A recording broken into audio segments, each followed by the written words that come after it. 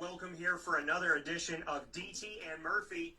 That's Murphy, Brendan Murphy. Of course, I'm DT, Dan Tortora, and we're hanging out here with you as a spin-off to Wake Up Call with Dan Tortora. DT and Murphy featuring two Marywood alumni, Pacer proud, and we are here today to talk about a lot of things. I don't want to discuss I'm like Mark McGuire today.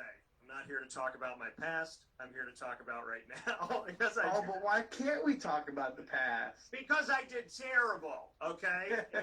So when we do our picks this week, I already told Brendan my answer is going to be I am Groot. That's why I'm wearing it today, because you can figure out what that means. And it also says on my hat, just roll with it. So this is me rolling through the pain and getting past it. And you know, when push comes to shove, I had a better chance of just saying last week with my NFL picks, I am Groot, because that's I probably would have done better if that's what I said.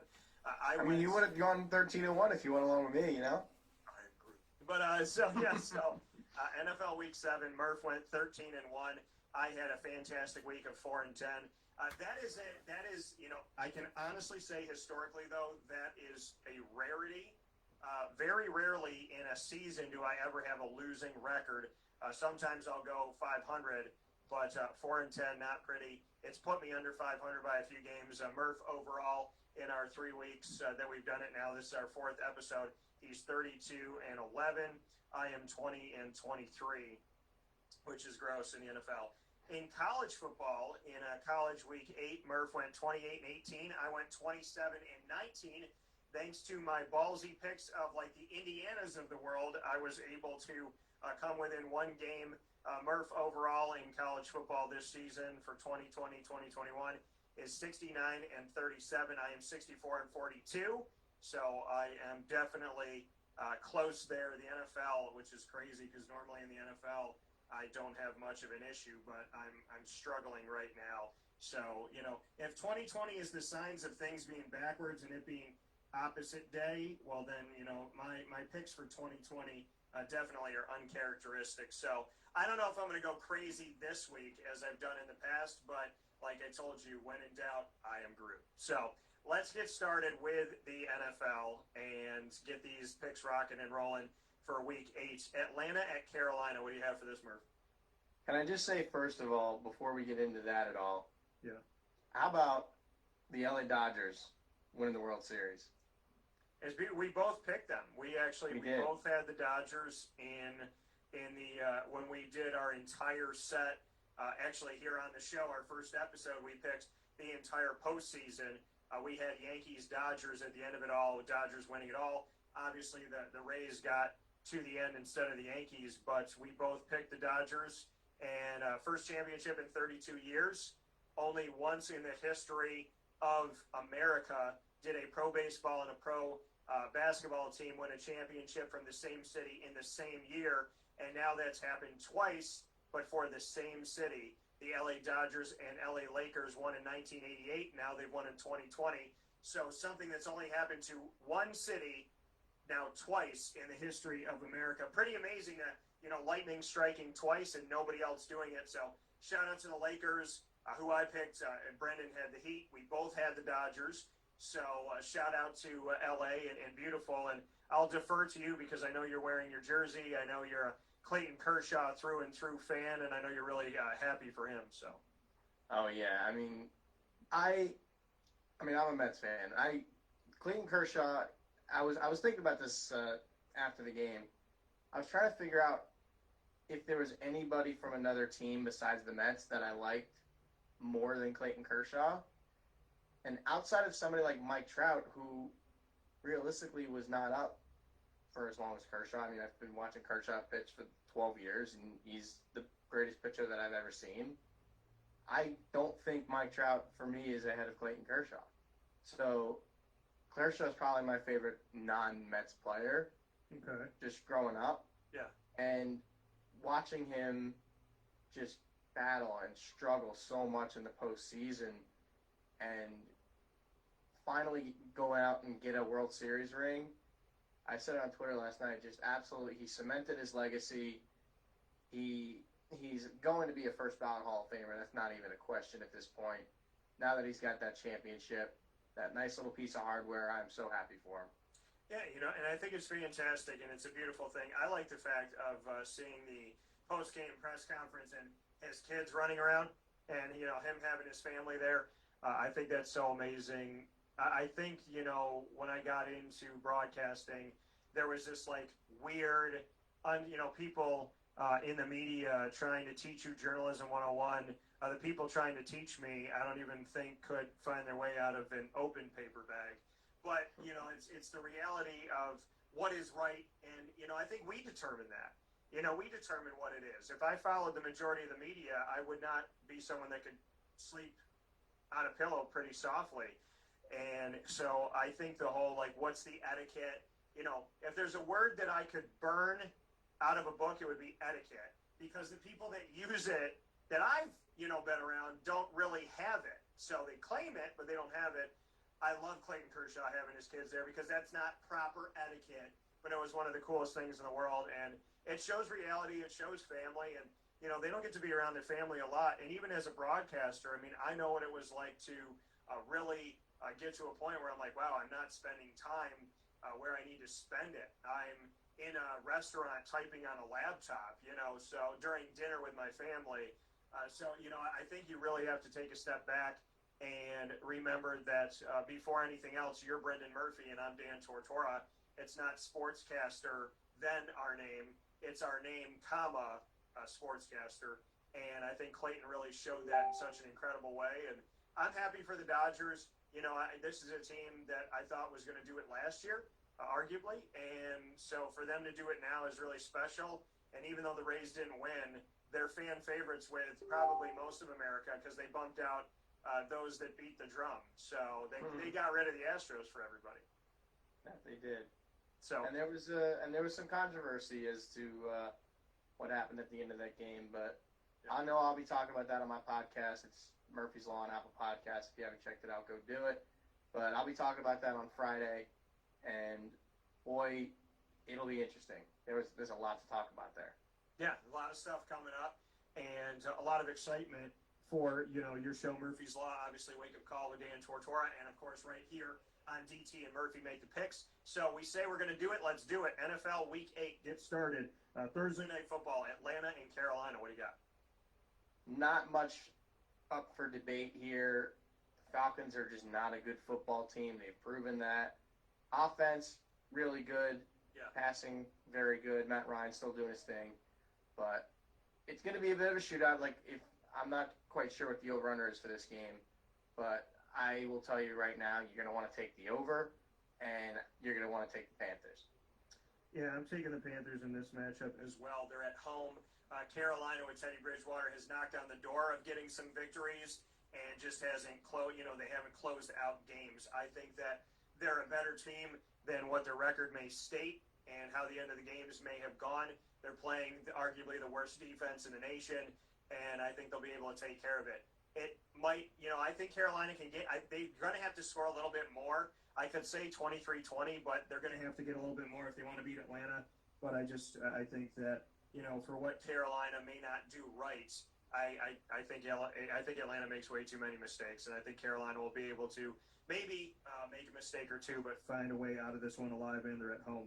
New England got exposed against San Francisco. The quarterback they let go, and Jimmy Garoppolo, came into town in San Francisco and handed Bill Belichick his worst home loss ever as the Patriots head coach. Does Buffalo take advantage of a New England team trying to figure out who their quarterback is?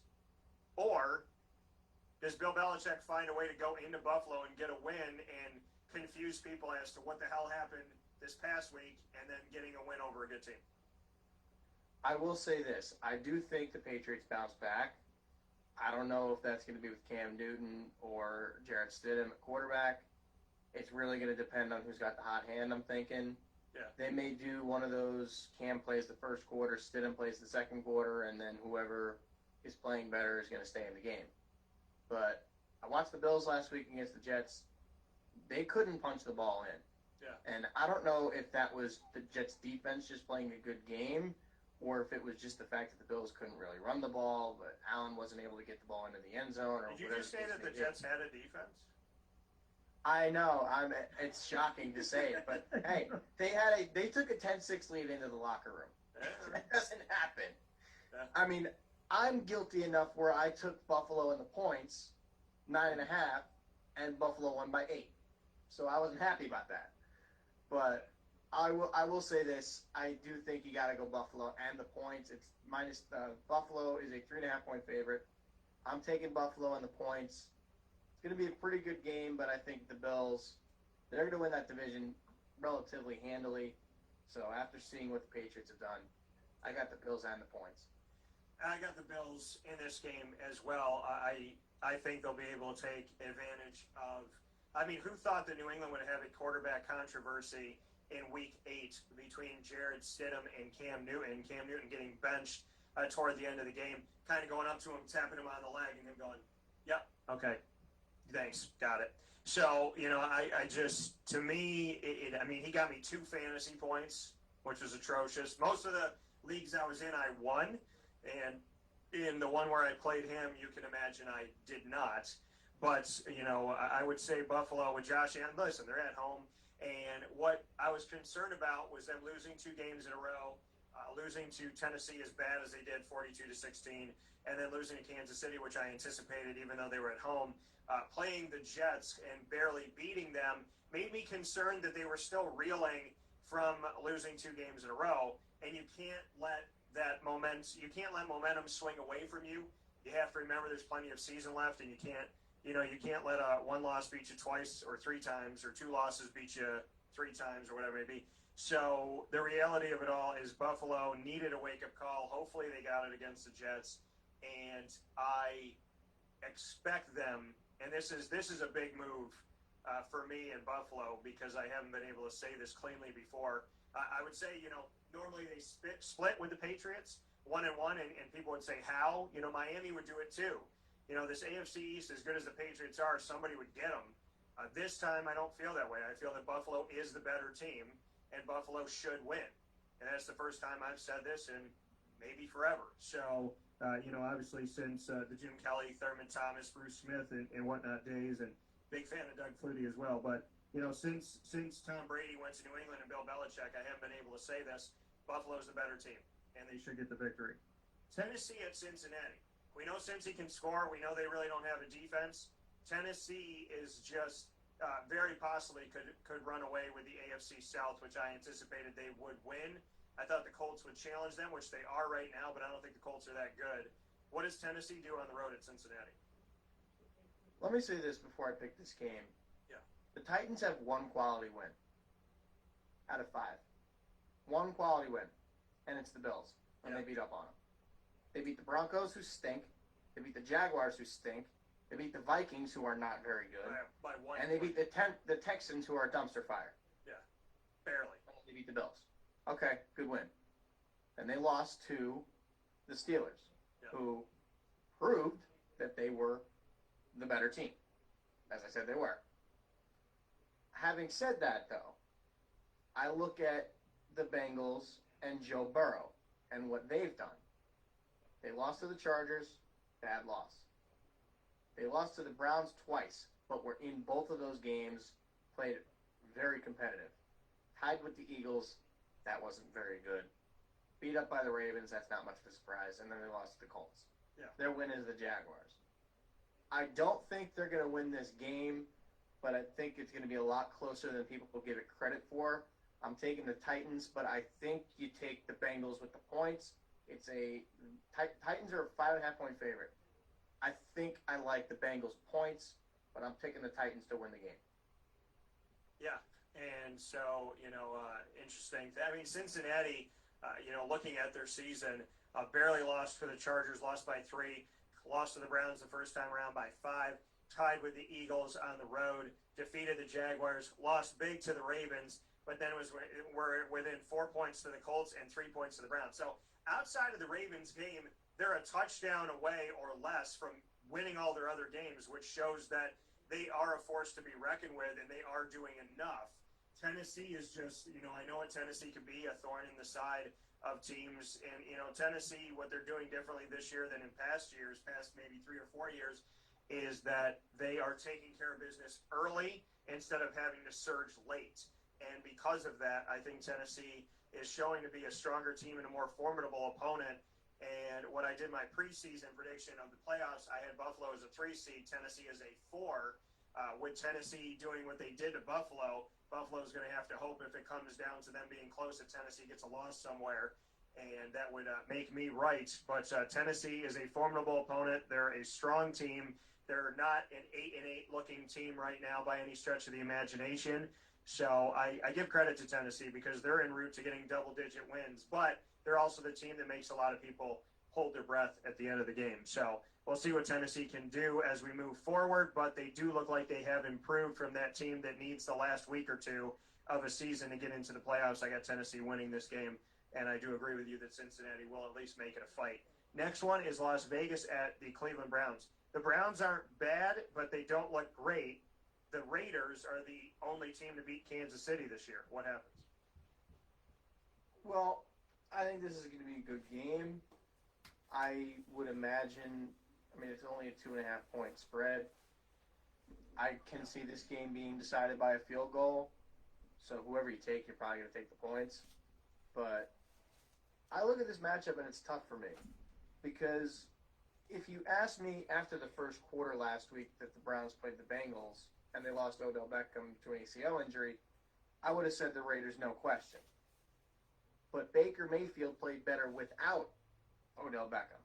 That's the funny part. He went up and completed, he was 0 for 5 in the first quarter and only missed on 1 pass the rest of the day and had 5 touchdowns. So that is pretty impressive. Do I think that's enough to beat the Raiders, though? I think it's tough. I personally say yes, especially with the Raiders traveling across the country. But I do think this is a very good football game. But I got the Browns.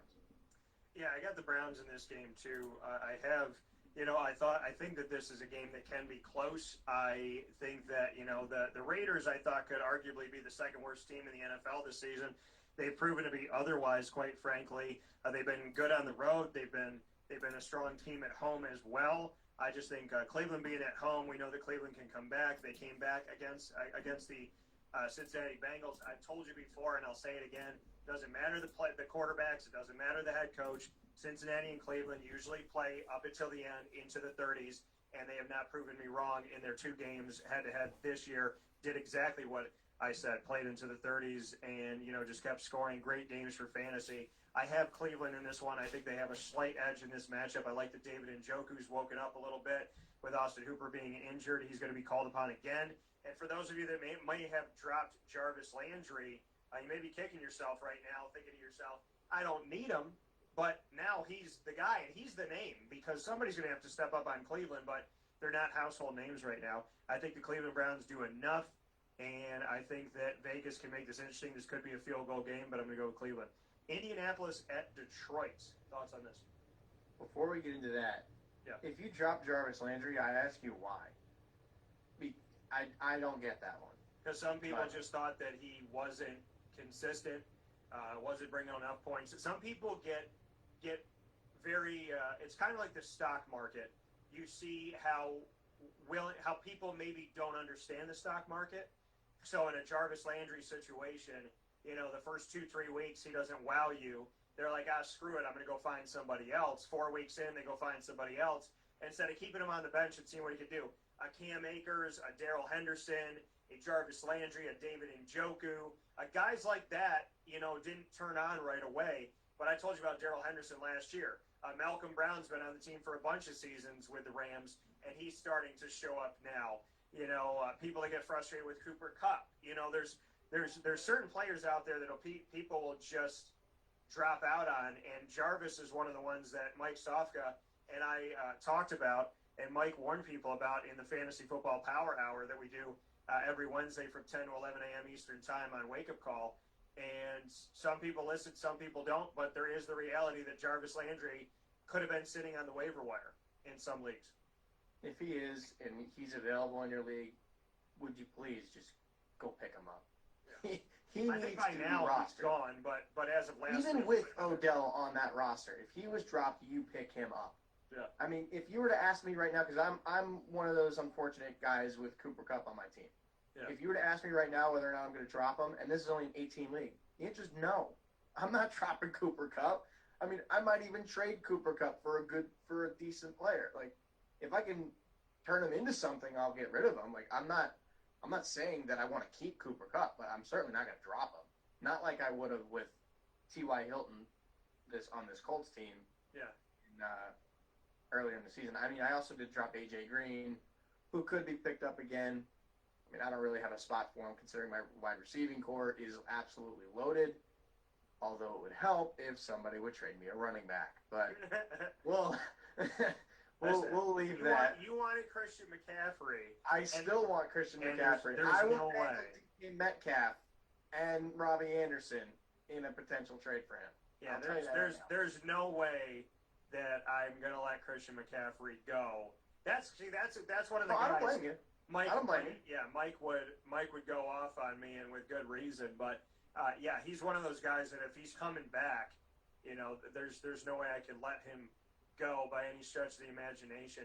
The funny thing is, like with some of these trades being made, I didn't know that with some of this stuff, and these trades of going through and whatnot to let these trades go through, and I didn't understand, as the commissioner of some of these leagues that, I could go in there, review something and okay it, approve it, let it go through and see, if the trade's enacted, because I know some people were trying to make trades here and they're like, can you push it through a little bit sooner? And I didn't know that I had the power to push it, but now one of those trades have gone through, so you kind of learned something new. Like you just did? Literally 2 seconds I literally ago? just did, because as we're talking about it, I'm like, oh, crap. I just got the notification. Yeah, because I looked at it, and I was like, that trade, it says something like review it, and then it says, do you want to, there's 2 parts. So I can okay it, but then I have an opportunity to either uphold it or veto it. So I basically get to Well, everybody can veto it. What'd you say? Well, everybody can veto it. Right. So, but when I go through it and I can say, okay, I approve of X, then it gives me a second opportunity to uphold the trade or to let it go through. So, nice process. And as long as, the 2 people are in agreement with it, I have no issue with it. Where I would have an issue is if somebody, and this is where you have to be careful about trade deadlines and all that, if somebody knew they weren't going to be in the playoffs, or if they knew, they were going to be in last place or whatever like that, and they had a friend in the league and they just unloaded their team and basically were like, hey, I want you to go win this or something like that, that's where I wouldn't be okay with it. I agree. If Brendan said to me, like, I'm going to give you all my great players so that you can go run the table, that is inappropriate, and I would not approve of that. So I checked with the 2 owners, and they were good, and while we were talking about it, I made sure to approve it instantaneously. Indy and Detroit, what do you got? I think this one is a little tougher than people are going to give it credit for. Yeah. I mean, Detroit came back and DeAndre Swift had a big role in that offense off their bye week, and something they weren't necessarily expecting. I mean, Jonathan Taylor's run the ball well for Indianapolis. Phillip Rivers has been at quarterback. Probably going to need to move on from him after the season, but that's a conversation for another day. I honestly think this one will be a bit of a barn burner. I think the over-under is at 50 points. I could see it being relatively lower than that. Yeah. I personally would take the under if I was betting it. But I'm thinking I'm going to go Colts. Usually when I am stuck picking a game, I'll tend to go with the favorite. And more often than not, you're going to do well. I'll go Indy for that reason. This is a tough one for me, though. Yeah, I went Detroit with this one because Detroit's at home and Phillip Rivers is prone to creating opportunities off of turnovers. I think Detroit is going to capitalize on this, and I think the game is going to be close, but I think Detroit's going to have a slight edge in this one because I don't trust Phillip Rivers, and that's what it comes down to for me, is just a little bit of separation, maybe a turnover here or there, 1 or 2 more than Detroit, I think is going to decide the game. That's why I'm giving it to Detroit. Minnesota at Green Bay. Green Bay lost in a big way by almost 30 points to Tampa, and they reacted by just raining all holy fire on Houston on the road. Now they have Minnesota. What happens in this game? I think it happens again. Yeah, I agree. Packers in the points, 6.5-point favorites. They're going to be all over the Vikings. I don't expect the Vikings to really be able to get anything going. Packers by a lot. Yeah, this is an easy one for me. I think the Packers realize what it felt like. They don't like the feeling. And, Minnesota, you're in Mr. Rogers' neighborhood, and he's going to remind you about that. But he's not going to be as kind. He may put a sweater on after the game and give you a smirk. He may give you that. But during the game, it's all business. So I'm going to go with Green Bay. When I was a kid. I love that show. New York Jets. Okay. I don't think the question is whether or not the Chiefs are going to win. I think the question should be whether or not the Chiefs cover. Yeah. It's 19.5 points. Do you want one of these to give you some energy for this one? Do you want a Red Dragon Rain to help you with some energy? Because I think the entire Jets team could drink, every single one of them could drink one of these and try and give it their all. But it is red for a reason. Kansas City is playing the Jets at home. My question to the Jets are, at 0-7, and you look at the next team on the roster or on this schedule going, really? We really have to go to Kansas City right now. So in Kansas City, again, Kansas City, this is time for them to show teams that they're not going to lose again. So, well, it's the Jets. Let's be honest. Yeah. I will say this. Team in the nation. I will say this. Mm-hmm. They looked like a coherent football team in the first half against Buffalo last week. That's an interesting way to put it. Where that team went after they came out of the locker room, I don't know. But I would love to get that team back because that team was actually worth watching.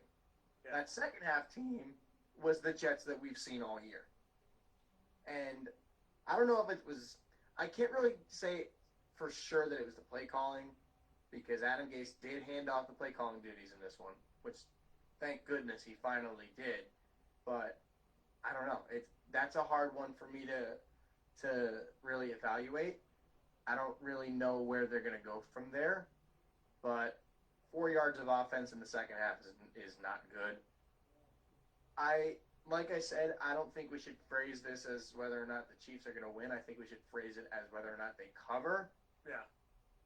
And I think, obviously, I personally think they're going to.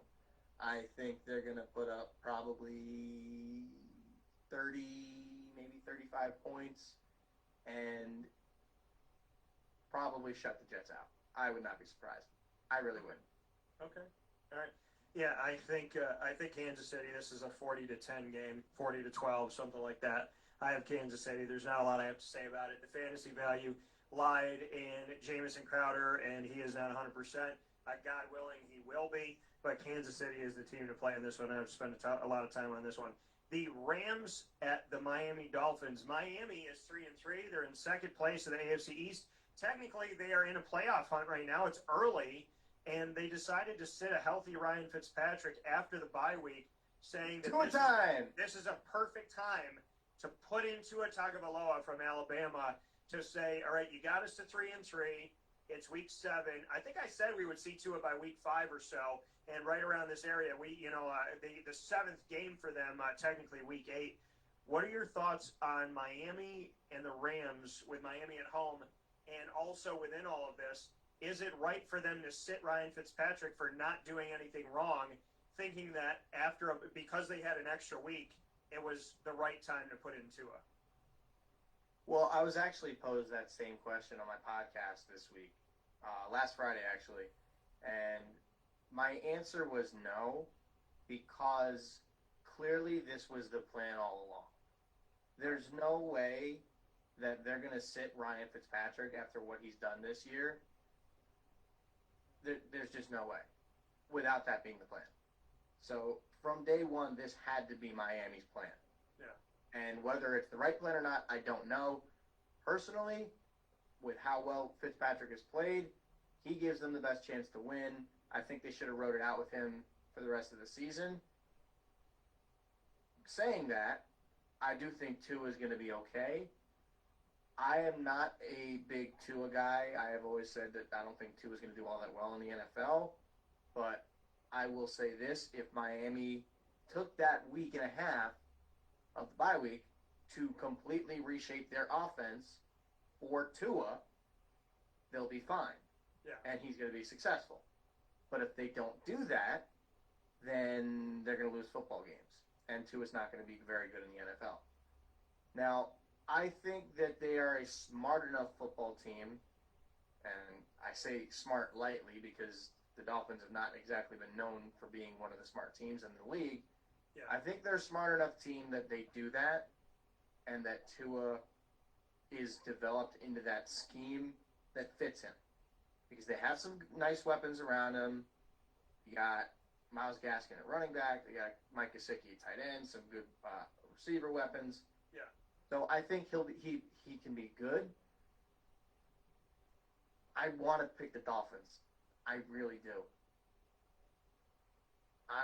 You know what? I'm going to do it. I'm going to pick the Dolphins. Okay. This is the one where I'm going to go out on a limb. And I didn't really do this last week, so I'm going to go out on a limb. I did.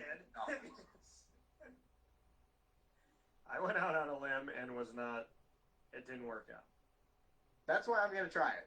I got a big lead, so I got room to play with. If I lose one, it's not a big deal.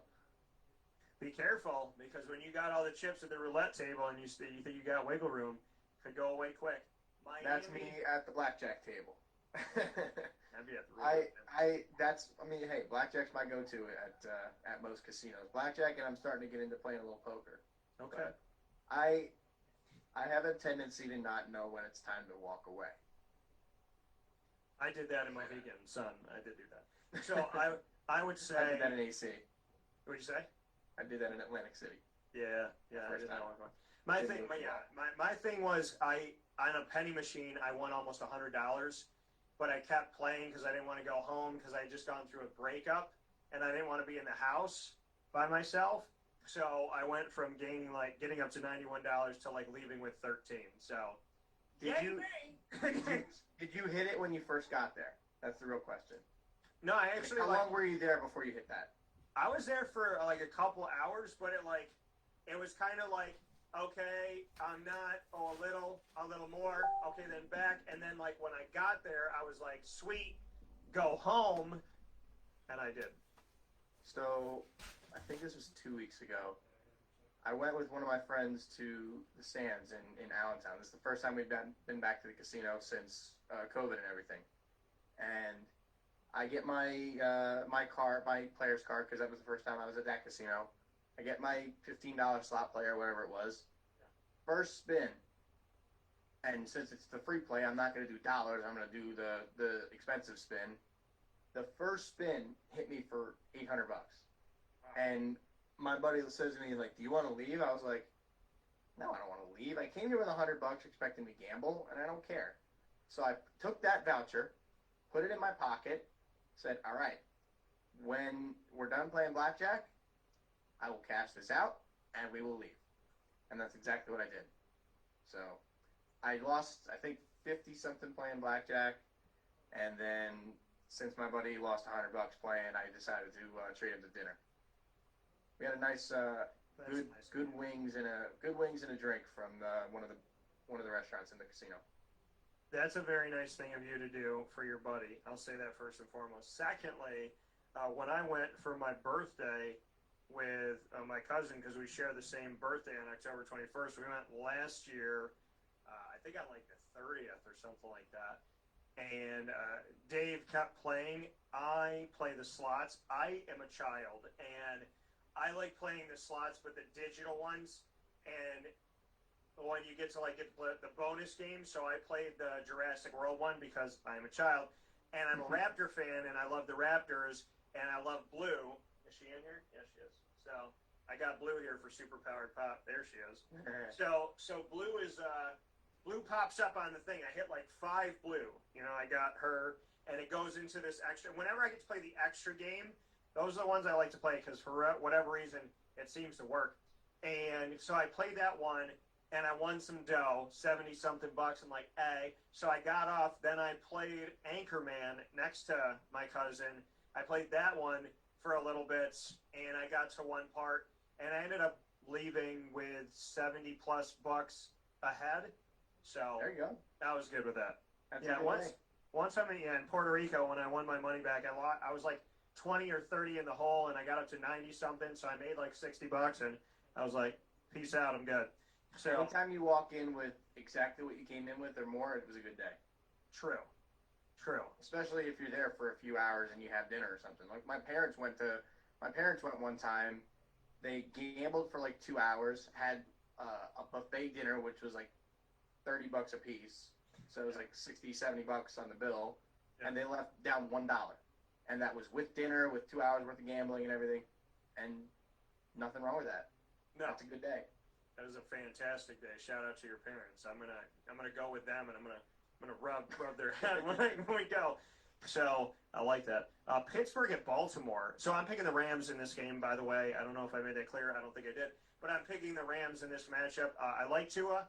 I just think the Rams they showed me some good things, and they've had some good moments. They've been up and down.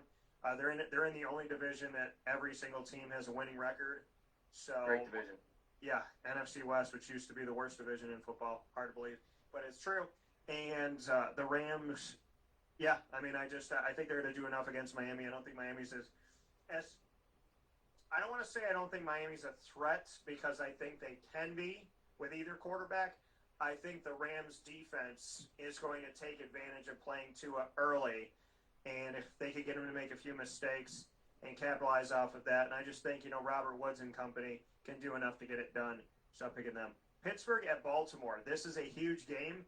Pitt is the only undefeated team in the nation at 6-0. Baltimore is 5-1. This is a massively, massively crucial game. This is going to have playoff implications potentially. This is going to have seeding implications. Big Ben is undefeated. Lamar Jackson's only lost to Kansas City. What happens? Can I say this first?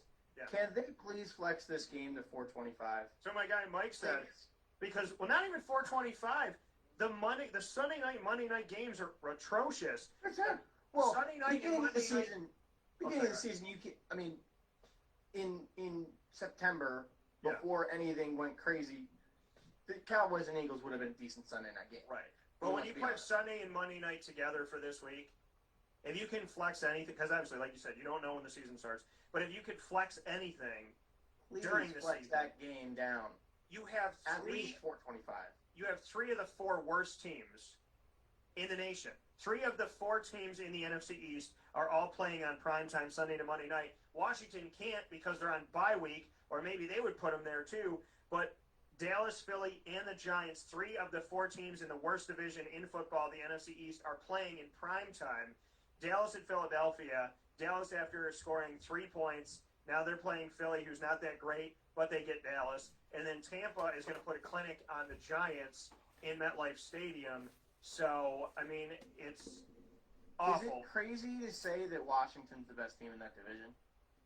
No, but, I mean, is it crazy to say that Dallas isn't out of it? Nobody's out of it. Literally, teams that have stunk for the last 2 weeks are within a game of taking back first place, first or second, So it's insane. The NFC East is atrocious, but to put it into perspective, every NFC East team that's playing this week that's not on a bye is in prime time, and Washington is not because they're not playing. So it's awful. I think Pittsburgh and Baltimore should be Sunday or Monday night, and there's another game that you can throw in there as well. Tampa's going to be good to watch Tom Brady, and it's going to be good if you need fantasy points to come back on a Monday night, which is exciting to do. But 2 atrocious games, and Pittsburgh and Baltimore doesn't get to be in prime time, which is really they're not even at 4 o'clock. They're not even the game of the week on CBS. It's going to be done by it'll be done by like 4:15, 4:20. Well, arguably the best game of the week will be over with. I know. And what's nice though is I'll be able to watch that game because obviously the Jets won't be on here, so I'll be able to watch that game. So that'll be nice. But getting into the game, I said this last week, and I'm going to say it again. The Steelers are the second best team in the AFC. They are. I don't care about the Ravens. I don't care about the Bills. I don't care about the Titans. The Steelers are right there with the Chiefs. Literally right there. That is why you pick the Steelers and run with it. They are the underdog. Hammer the spread. Hammer the money line. Take the Pittsburgh Steelers, please. Okay. I'm going with Pittsburgh as well. Listen, I think Big Ben's rocking. You know, some quarterbacks can be out for a little bit, and teams can continue to rock and roll. Pittsburgh is a different world without Ben Roethlisberger, and that was clear last season, so clear. And I think that they go into Baltimore and they ride the wave, they ride the momentum, and they take advantage of it. I think they handle Baltimore. I really do. And I think it's going to make some people question Baltimore, which I would temper that. Pittsburgh's a good team, so is Kansas City. If those are your two losses, then, you're doing pretty well in life for the most part. So, I think Baltimore loses this game. I think Pittsburgh is just too much. I think they're too much fantasy-wise. I think they're too much in reality. And I think that they make a statement in this matchup. I'm going with Pittsburgh, too. Chargers. Thank you, by the way, to our league for taking like 5 defenses before the Steelers. And I ended up with the Steelers defense, so big thanks. I also like the fact that I'm in one of my leagues where I have Joe Burrow, Tom Brady, and Ben Roethlisberger. So my buddy said to me, he goes, "You're the only guy, like, in football right now whose starter," he goes, "your bench quarterback, the one you didn't play, had 60, but your starting quarterback had 65. So maybe next year we play 2 quarterbacks. Chargers at the Broncos. We saw – so Denver doesn't have a quarterback. Cut and paste last year, the year before that. They haven't had a consistent quarterback since Peyton Manning had 2 seasons in a row. Then it was Tim Tebow for a little while. Then it was Brock Osweiler. Then a bunch of people. Then back to Brock Osweiler. Then it was, well, let's go to Drew Lock. Let's not do Drew Lock. Okay, we're going to do Drew Lock. Well, Drew Lock's hurt. Well, now we're going to go back to Drew Lock. So Denver's all over the place. And to add insult to weather, it's snowing in Denver. It snowed last week against Kansas City. So not only does the team not know what the heck's going on, and their best quarterback in the building is John Elway, but it's snowing in Denver right now, which makes people not feel great in October. The Chargers at the Broncos with a rookie quarterback that arguably is the best rookie quarterback of the class to some people, Justin Herbert. What are your thoughts? People forget that before that last season, Justin Herbert was the consensus number 1 pick. People forget about that. Yeah, Burrow was supposed to be. It's like the same. It's like the same thing with Sam Darnold from last year, or from 2018. He was going to be the number 1 pick. Everyone said, if you're going to lose, you're going to lose for Justin Herbert. If you're going to lose, you're going to lose for Sam Darnold. That's just the way it is. And Justin Herbert is proving why he deserved to be a top pick. Now, not that Joe Burrow hasn't played well, because he has. And these 2 guys, it seems like this whole quarterback class, I read an article about this last night, could be compared to the Manning, Roethlisberger, and Rivers class, where they think that Herbert is going to be Roethlisberger, Burrow will be Manning, and Tua is going to be Rivers, like that middle ground. And they were literally drafted in that order. That's the funny part. Yeah. So I think Justin Herbert has gone out and proved why he deserves. Right now he's the favorite for Offensive Rookie of the Year, and I don't even think it's close between him and Joe Burrow. It's not. That being said, Chargers are only a 3-point favorite. I don't care that it's snowing. The Chiefs were able to do everything they did last week in the snow. I know Mahomes didn't throw it a whole lot, but they didn't need to because they got up so early. I think the Chargers are going to do the exact same thing. Chargers and the points. Yeah, I'm taking the Chargers in this game. I'm not concerned. Denver does not look like a team that – Denver right now is going to be one of the top 5 picks, I would imagine. So, and maybe they have to look at a quarterback. So I think – and that's a question. Could they go up a couple spots, and could they take Trevor Lawrence? That's a thought. People are talking about New England and, the Jets and whatnot, but could the Broncos make a play for him? Don't think so. Anything can happen. So, and if he really doesn't want to play for the Jets and he tries to, Eli Manning this thing and refuse to go to who got him when he got drafted by the Chargers. That's another issue to be brought up as well. The Chargers take care of this game. I'm not worried about it. I think Justin Herbert, who has worked to have more wins than he has on the board, just like Burrow, I think he gets one in this game. New Orleans at Chicago. Between the two of them, they only have 4 losses. Chicago's 5-2. New Orleans is 4-2. However, I don't think they're making people feel comfortable. As good as they are on paper, in reality and what people have seen lately, there's not a lot of hype for New Orleans and there's not a lot of hype for Chicago. So which one of these teams is a pretender? Which one's a contender? Or are they both one and the same? The Bears are the great pretender. I'm quoting the late great Freddie Mercury there. They are the great pretender. Okay. They have absolutely no business having 5 wins. How do they have 5 wins? That's what I'd like to know. How did they beat the Bucs? That's what I really want to know. Yeah. They got embarrassed by the Rams on Monday night. That was a terrible game to watch. That game almost cost me 2 wins in 2 different leagues because of the interception return or fumble return by Robert Woods, the fumble return for Chicago defense and special teams for a touchdown. That saved me in 2 leagues, but Chicago almost lost me 2 games on Monday night. Thanks, guys. So appreciate it. Happy that you won, but very nervous about what could have been. And I look at the Saints at the same time. The Saints have wins over the Bucs, Chargers, Panthers, and Lions. Yeah. The Saints haven't been that much better.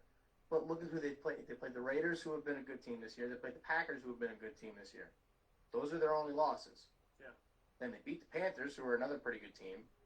They beat the Chargers, who their record is not indicative of how they are. They're a good team.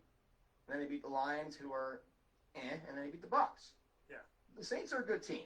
Everybody who's writing off the Saints, just stop it. Saints are going to win this game, and they're going to win this game by double digits. Nick Foles and the Bears got nothing on Drew Brees. Yeah. New Orleans, to me, Drew Brees is not playing up to what our hopes typically are of Drew Brees, but I don't trust Chicago's offense. I said their best bet this season, what I said at the beginning of the year, their best bet is that their defense carries them, and it hasn't been. The offense has not done enough. The defense is not stopping enough. And what the Rams did to them, I think New Orleans could make it worse. So I'm going to go with New Orleans in this game as well. Chicago, I do think, is a pretender right now, and I'm baffled by the fact that they're 5-2. San Francisco at Seattle. San Fran coming off of a booty whooping of New England's. Seattle getting their booty whooped at the end of the game by Arizona. Kyler Murray getting one of them dubs, little feather in his cap in his sophomore season in the NFL. Does Seattle bounce back, or does San Fran pounce and take advantage? I will not let the 12th man beat me 2 weeks in a row. I'm taking the Seahawks. They better win this game. But keep in mind, Jimmy G and the Niners are very much hurt. They are without Raheem Mostert. Jeff Wilson, who played great against the Patriots, had a high ankle sprain, so he's not going to play. Yeah, he's out for 3 touchdowns, so he's not going to play. Half their defensive line's gone. Yeah. What is this team? That's really what I'm questioning. Hasty at running back. That's the guy. Yeah. That's their dude. Deebo Samuel's hurt again. It's George Kittle and Hasty this week for fantasy. That's it. Yeah. That's all I got. And Seattle's got some issues with. They have 4 running backs on the injury report right now. Looks like DJ Davis is going to be the guy that is the healthiest to play. Yeah, I mean, I'm picking Seattle. I mean, I think it'll be a good one, but the Niners just have too many question marks for me. I'm going to tell you to make the pick and lock it. Ooh, did you get it? Yes, that's right. Seattle's going to get it. Tyler Lockett and DK Metcalf. I got Seattle in this game. San Fran, a team that is good, a team that is winning even though there's injuries going on, and credit to Kyle Shanahan and the team for figuring it out. But I got Seattle in this matchup. I think Russ, DK, and Tyler Lockett are too much. Dallas at Philadelphia, Sunday Night Football. Oh, okay, let's talk about it. So, what are your thoughts? Yeah, that's how I feel. Oh, that's how I feel. That was a genuine yawn, by the way, and it was not planned, but it was perfect timing. I can make a political joke right now of one of the skits that I do. I will not, but I think Brendan knows what I mean. I think you do. I think I do too. So Dallas at Philadelphia. What do you have for this one?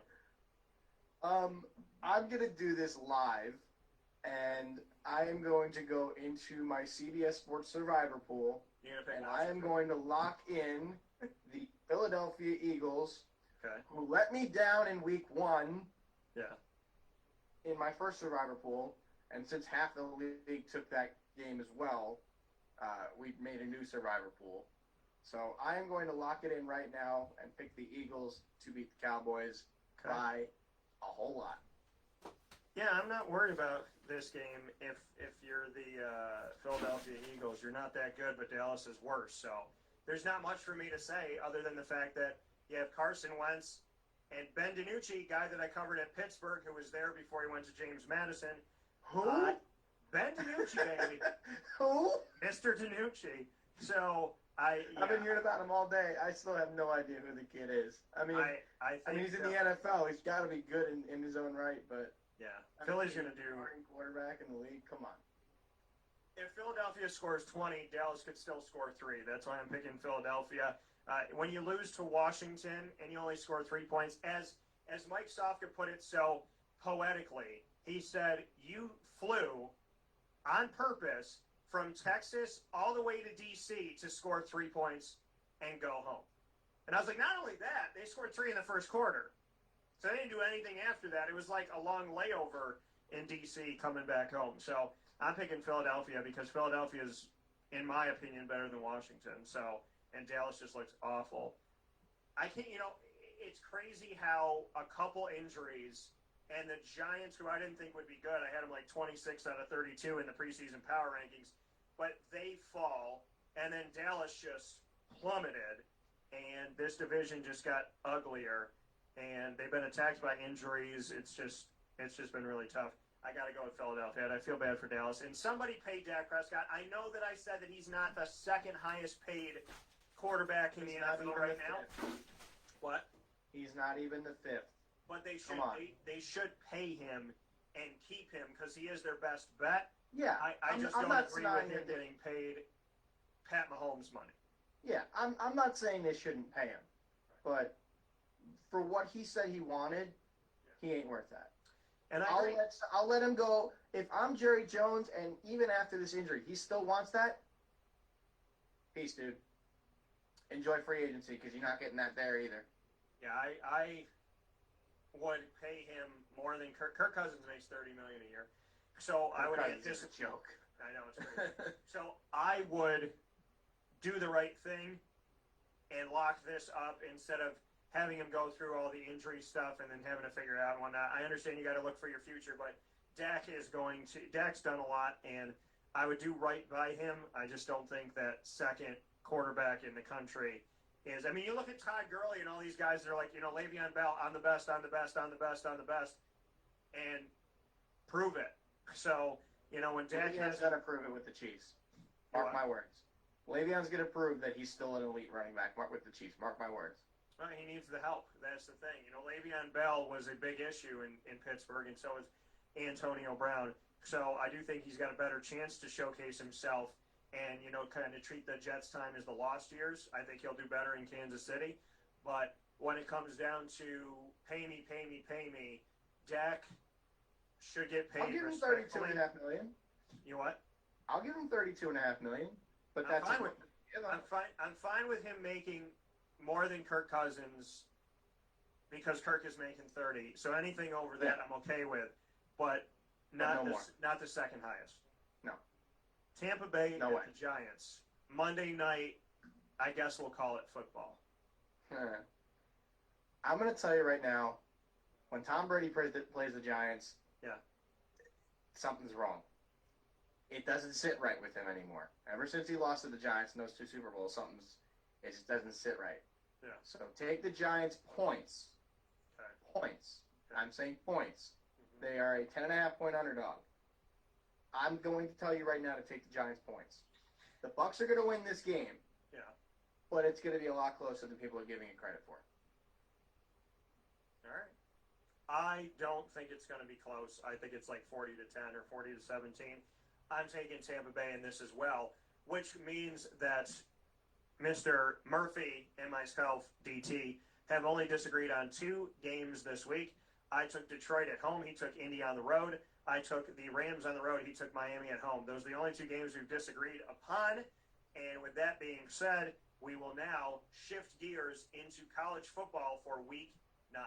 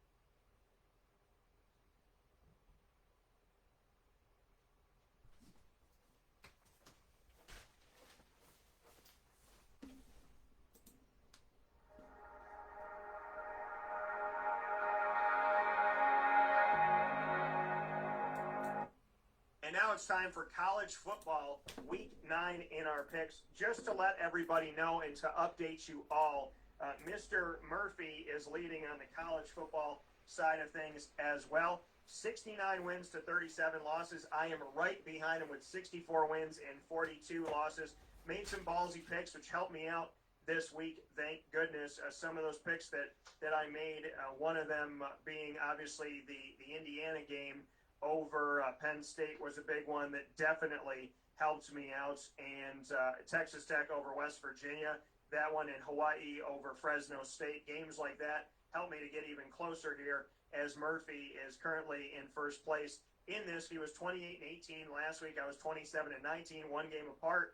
And now 5 games separate the 2 of us as we get ready for college football week 9.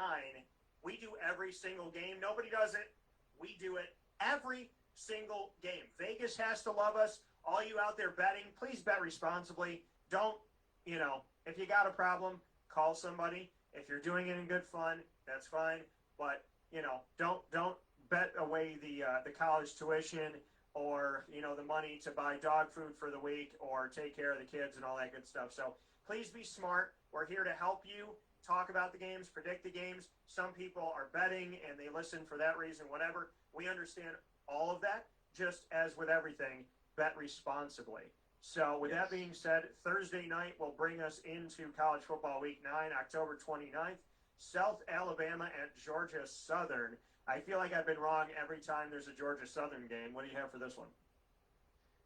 Well, like I've been saying, when I don't know a whole lot about the schools, I'm typically going to take the favorite, and I'm going to do that again. I'm going to take Georgia Southern.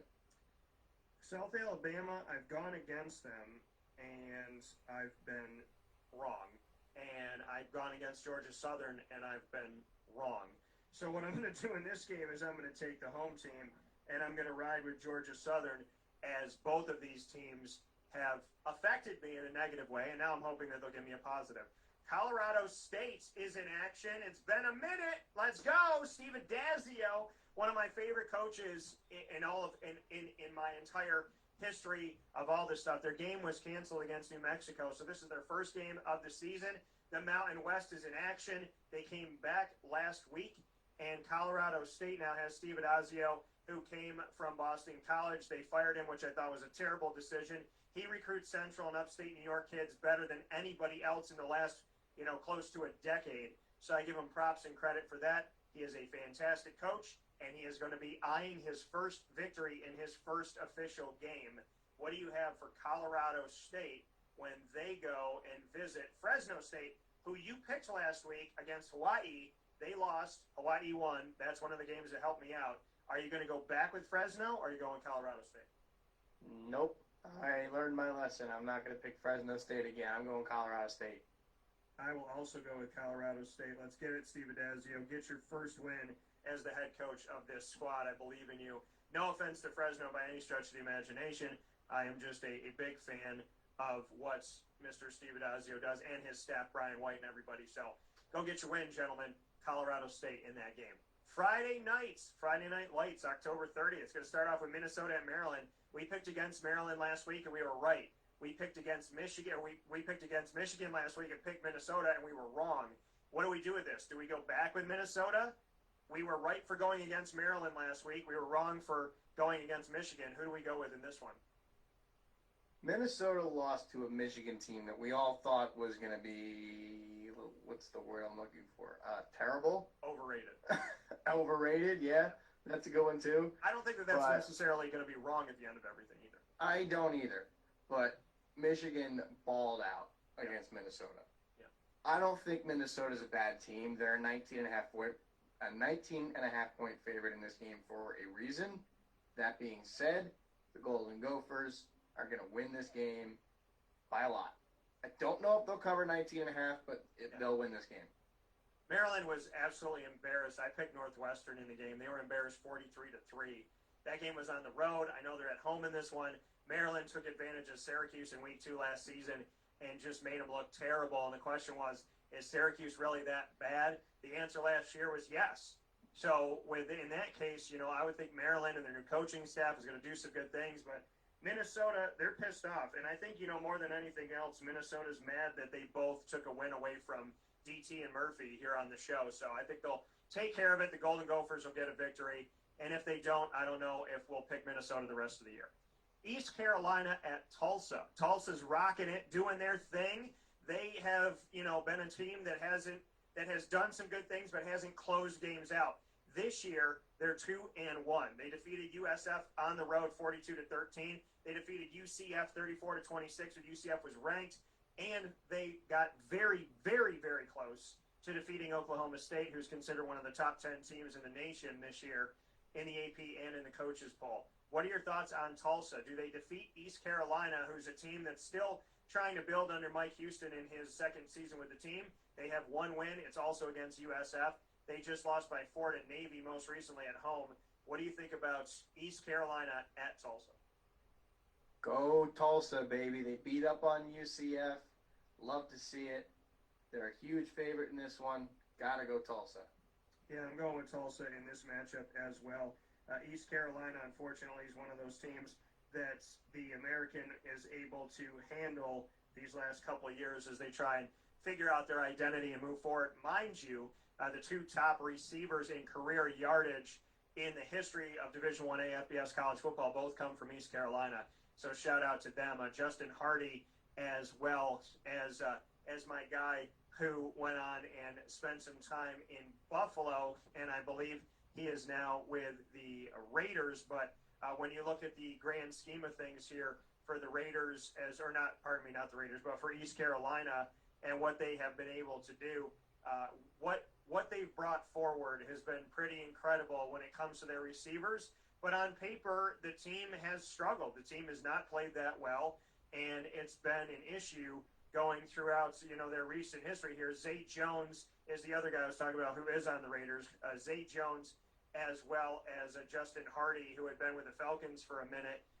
Both of those guys leading in career yardage for East Carolina, but it's been a long row upward since then. I'm going to pick Tulsa in this game.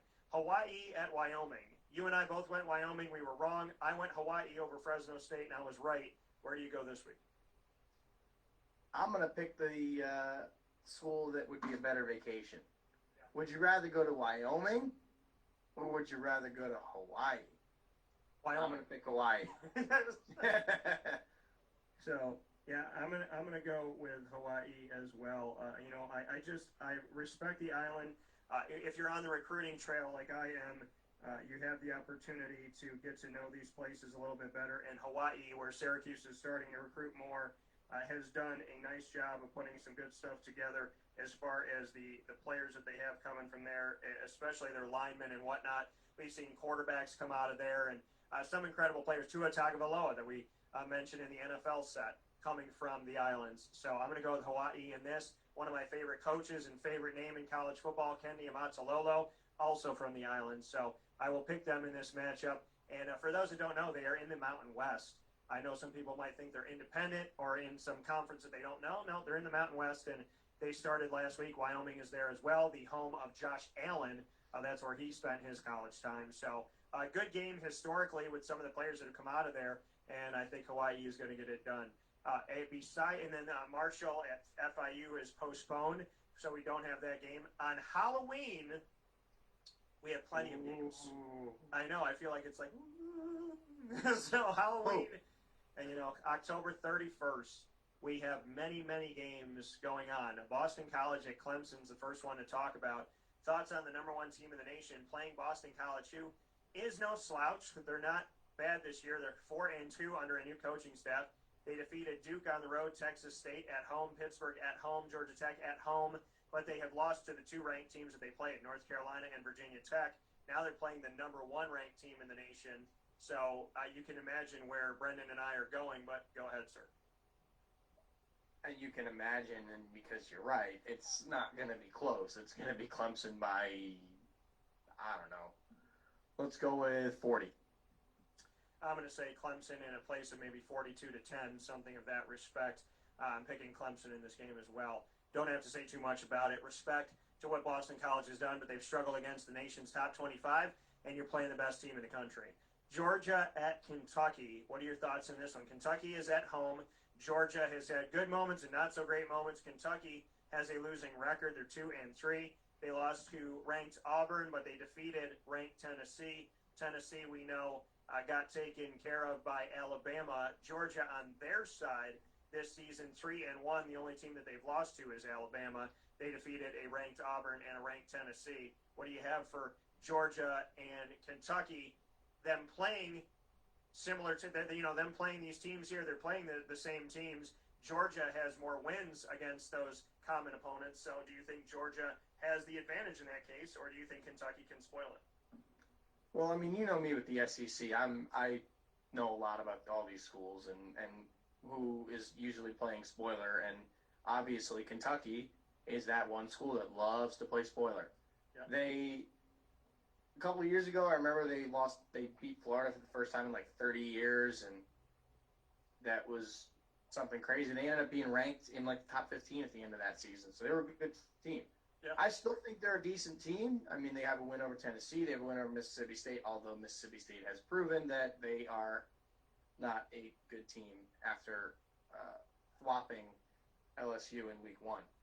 But I think Kentucky's going to give them a fight, but Georgia's going to pull away late. I do think that Kentucky will cover the 14.5 points, but Georgia's going to win the game.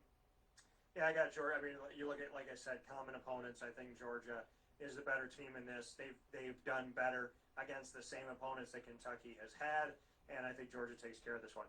Memphis at Cincinnati. Memphis is known to play spoiler. Cincinnati is undefeated right now, ranked in the top 8 in the nation. They are 4-0.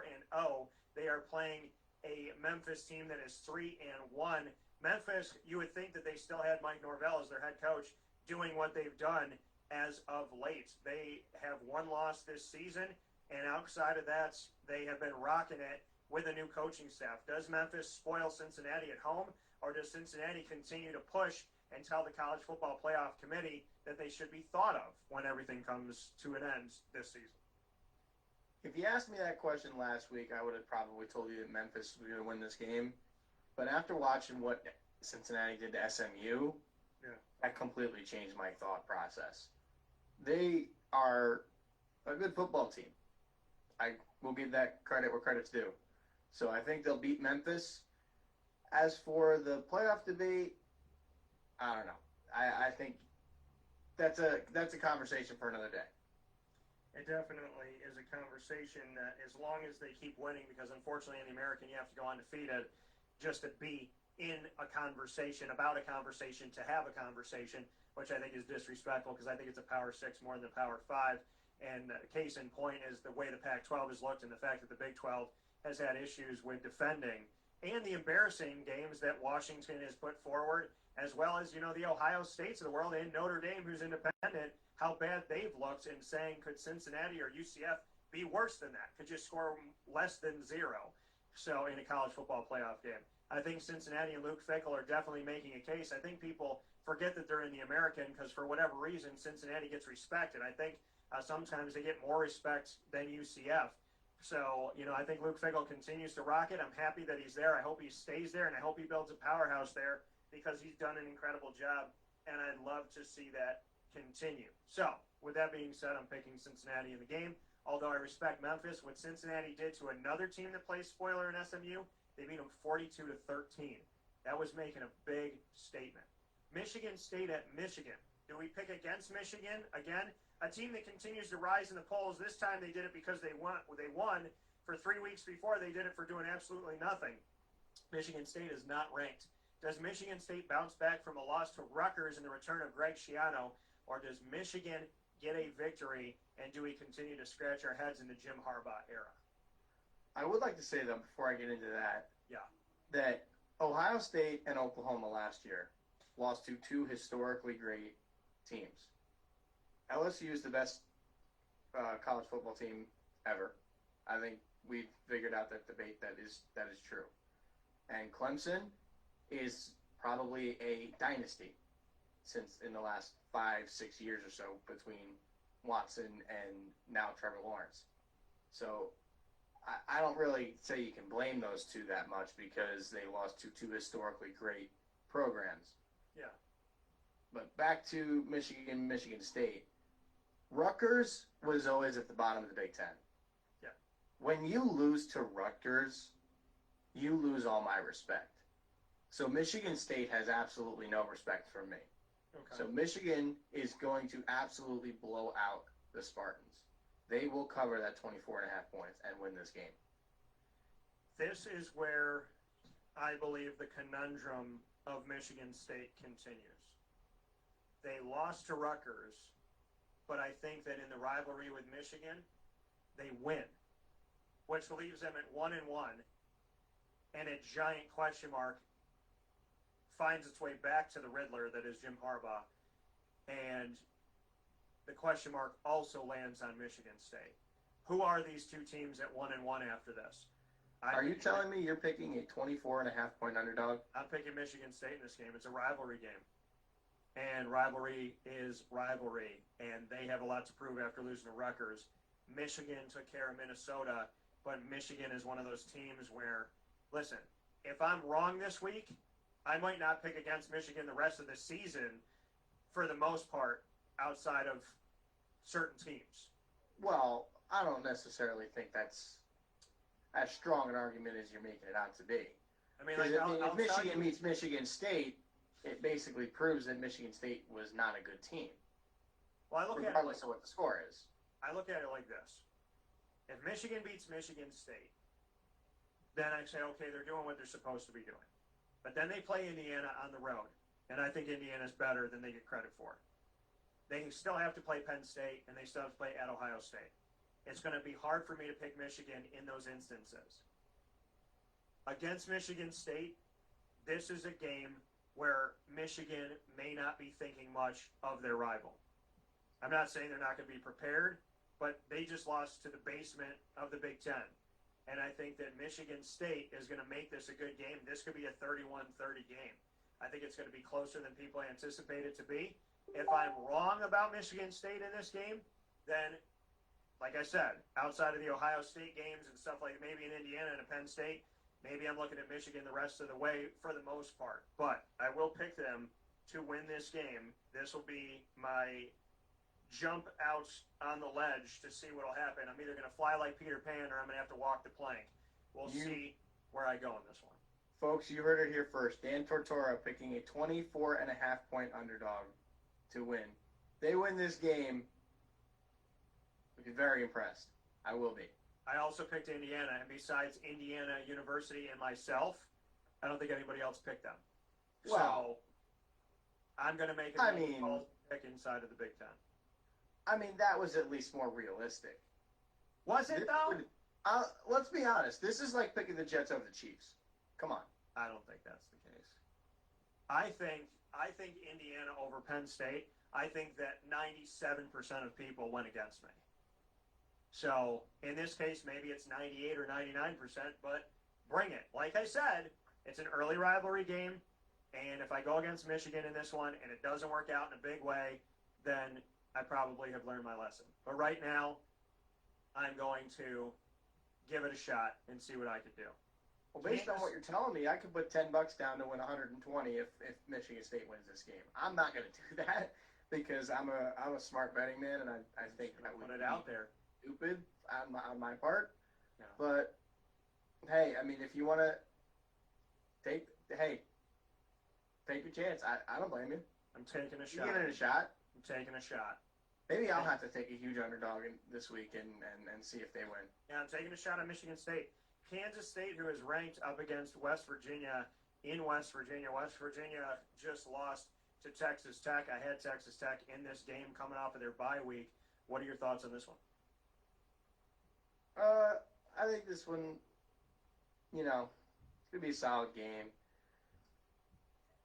I think 3.5 points doesn't really do it justice. I think both teams are pretty good. Yeah. But that being said, I've seen a lot from Kansas State, so I'll pick them. I'm going to go with Kansas State as well. I have not been a believer in West Virginia the last couple seasons without Dana Holgerson going off to Houston. And I know he's been up and down, but I think he'll get that right. West Virginia, to me, I don't consider a threat in this game. I'm picking Kansas State. Coastal Carolina, I've been rocking with this team. They got in the nation's top 25 at 25. This week they jumped up to 20. Let's go, Coastal Carolina. Very proud of you. Austin Wilson, who transferred out of Syracuse at quarterback, went to Coastal Carolina. Shout out to you, my brother. They're playing at Georgia State. What do you think about Coastal Carolina? Do they keep rocking in this? Mind you, Coastal Carolina is 5-0 this season, one of the undefeateds. They're in the Sun Belt. They defeated Kansas, Campbell, Arkansas State, Louisiana, who was the Raging Cajuns when they were ranked. They bumped them from the rankings, got into the rankings, and they defeated Georgia Southern most recently. What are your thoughts? Does Coastal Carolina keep rolling to 6-0, or does Georgia State stop them? Heck yeah. Coastal Carolina's going to 6-0. They're winning this football game.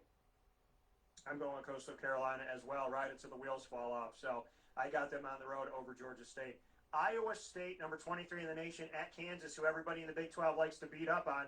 They're essentially the Rutgers of the Big 12, but maybe Greg Schiano's going to change that. We'll see. But what do you think about Les Miles? Why, how he went from 81% winning percentage at LSU and getting fired for losing 3 games in a row to being the coach of Kansas, where you're expected to be 1-7 with a few games to go at the end of the season. What are your thoughts on Iowa State at Kansas? Les Miles, go get a real job, please. You're better than that. You don't deserve to be coached in Kansas. Iowa State by 100.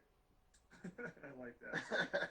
I'm going to go with Iowa State as well. It's crazy. I think people forget that Les Miles is there because Kansas is one of those programs where he could be there for 3, 4, 5 years and consistently lose, and I don't think they'd fire him. So that's kind of that's just reality of Kansas. I got Iowa State, in this one over the Kansas. Oh, you got Kansas, 28.5-point underdog? No, I said Iowa State. I am not picking Kansas in this game. Oh, I know. I think some things about Michigan rivalries, but I know not to pick Kansas. So, University of Texas San Antonio at FAU. Texas San Antonio has gotten the best of me this season so far. They're 4-3. They've played 7 games. They're one of the teams that's played the most games this year. They're in Conference USA. They're going up against FAU, who hasn't played a lot of games. FAU has only played 2 games. Their first 2 were postponed. Their 4th game was postponed. They played their 3rd one against Charlotte, and they lost at Marshall 20-9 most recently. Willie Taggart, my guy, who's in another stint. He was at USF, then Florida State, now FAU, his 3rd school in the state of Florida. Does he find a way to win, or does the team that has more experience this year, Texas San Antonio, win on the road? I'm going to take UTSA and the experience. I mean, Florida Atlantic's played 2 games, and they have not looked all that good. So I'm taking UTSA. I want Willie Taggart to win this game. I want him to have success. I want him to show that he can turn a program in the right direction or keep it in the right direction. But I've learned my lesson, and I will not pick against UTSA. Not against a team in Florida Atlantic that's 1-1, that scored 9 points against Marshall most recently. I'm going to take UTSA because I've learned my lesson. They played 7 games. and I don't think FAU is doing anything right now that makes me feel like they can stop a wave from coming there. They haven't built the dam yet, and that's why I'm going to pick UTSA. Temple at Tulane. Spoiler versus spoiler. Not a bad team versus not a bad team. Neither one of them is ranked, but both of them are teams that ranked teams probably don't want to play that often. What do you think about Temple at Tulane? I like Tulane in this one. I mean, they played SMU tough. They played a relatively good game against UCF. Yeah. So I'm gonna go Tulane. I'm going with Tulane in this one. They're at home. Temple's been good, but I don't think they've been the spoiler that I expect them to be. So I'm going to give the slight edge to Tulane in this game. Although I do think they're both good teams. I just think Tulane is going to be able to do enough. I think they'll put up enough points and be able to separate themselves from Temple. So I'm going with Tulane as well. Purdue, we were both wrong about. They won their first game of the season, and Illinois lost their first game of the season in a big way to Wisconsin. They lost 45-7. They're at home, and they will feature coming into town Purdue. Purdue is 1-0, and they won the game where we anticipated them to lose to Iowa. They won that game close, 24-20. Does Purdue find a way to take advantage on the road at Illinois, or does Illinois bounce back? I got Purdue, man. Illinois, I don't care that it's against Wisconsin. They looked horrible last week. I got to go with Purdue as well. And Illinois, I didn't think a lot of the Fighting Illini coming in. And Purdue did enough against Iowa that I think they get it done in this game. Should we skip this next one? Should we skip this next game? You want to skip it? We can't. I mean, hey, that's up to you. No, we're going to do it. Now, mind you, the last time the Wake Forest came into the Dome and played Syracuse, the Dome looked a little bit different, but the feeling was painful. And Syracuse was up, I believe, by 21 points, and they came out of the half, lost 63-47. They could not answer Wake Forest. Wake Forest comes into the game with almost 40 points averaged a game. Syracuse doesn't even have 20 points average a game, so it's almost double. And not only that, but basically this is the long and short of it. Wake Forest has a stronger offense than Syracuse. But defensively, they don't stop anybody. Syracuse defensively, points-wise and yards-wise, isn't stopping anybody. So this looks like it's going to be who can outscore the other team. On paper, it's Wake Forest. Wake Forest can run the ball. Wake Forest knows that Liberty, Duke, and Georgia Tech ran all over Syracuse. North Carolina did as well toward the end of the game. So I would imagine that they are going to run this ball often and consistently. They have 4 running backs that can do it. They got 2 guys I expect, and I think that one of the catalysts, because this is what happens all the time against Syracuse, is the 3rd or 4th string guy running the ball ends up getting a touchdown in a big play in the game or both. So I anticipate that Wake is going to watch the film, and they know that they're going to run the ball, condense the clock, and make Syracuse pay for it in a 3-3-5, where there's obviously been gaps that have been exposed. Syracuse is trying to get to their 2nd win in 7 games. What do you think? So you're picking Syracuse, right? In this game, my gut is to go with Syracuse, but I am. If I'm a coach, hey, what have we said? Trust your gut. Right, but if I'm a coach, if Wake Forest knows that they need to run the ball, I just believe that Syracuse can at least beat Wake Forest in a scoring matchup where it's who can get to what faster. I think Syracuse can get there over Wake because I think they're better, not in the running game, but overall I think they're better than Wake Forest because Wake doesn't have a good defense, scores a lot of points. Syracuse doesn't score a lot of points and has a good defense. I think Syracuse is going to create potential turnovers, and I think in a back and forth matchup, I think Syracuse is better than Wake Forest. I can't say that about a lot of ACC teams this year, but I think Syracuse is better than them in this game. And Dave Clawson, if you're listening, please know I've respected you from day 0. Both of these coaches coached at Bowling Green, Clawson before Dino Babers. And the one thing that Clawson got that Scott Schaefer, the coach before Dino, didn't get was time. I think if Scott got the time that Dave got, I think Scott would be in a better place and the team would be in a better place right now. And that's no knock on Dino because Dino wouldn't even have been here in that situation. So I trust and respect Dave Clawson, but I think in a let's see who can get higher faster. I think if Wake's going to do that, I think Syracuse gets them. Hey, I mean, there's no reason to like think that they're going to hate you for thinking Syracuse is better. I mean, you're a sports analyst. This is what you do. It's a so slight, regardless. It's a slight. It's not much, but I think this is one of the games Syracuse pulls off. And like I said, I know this team well enough to trust myself because more often than not, I go, yeah, like I mean, I venture to say that my brain kind of goes, okay, I expected that to happen. So like when they got close to Clemson, I didn't expect them to win, but they played up to the competition. If they play at that level against Clemson, they're going to beat them by 20. But the biggest issue in this game is can they stop the run? And Wake Forest is going to run the ball a lot. But if they force Wake to throw, then Wake's going to be in some trouble. Over under 59 points. If I'm betting on it, what are you telling me to take? Combined, will they score 59? I would say, yeah, they will. Okay. I think this That being game could be in the 40s on both. That being said, I think it'll be the first to 45 or 50.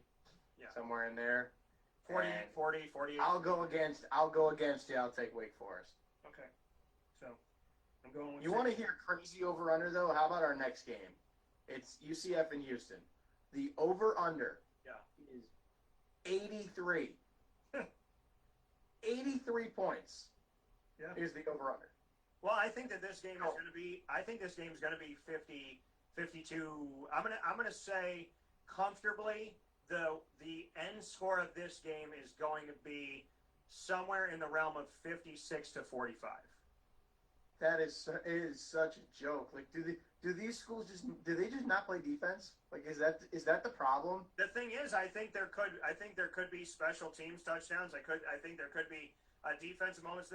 The thing about the American is, and what I think people don't understand that don't cover it like I do, is there is defense. It's just UCF is one of those teams that everybody wants to beat for respect in the American. Houston is one of those teams that a few years ago had the respect. And Houston came into the American with some respect. So, this is a team that's beaten the Louisvilles. They've beaten the FSUs when FSU was better.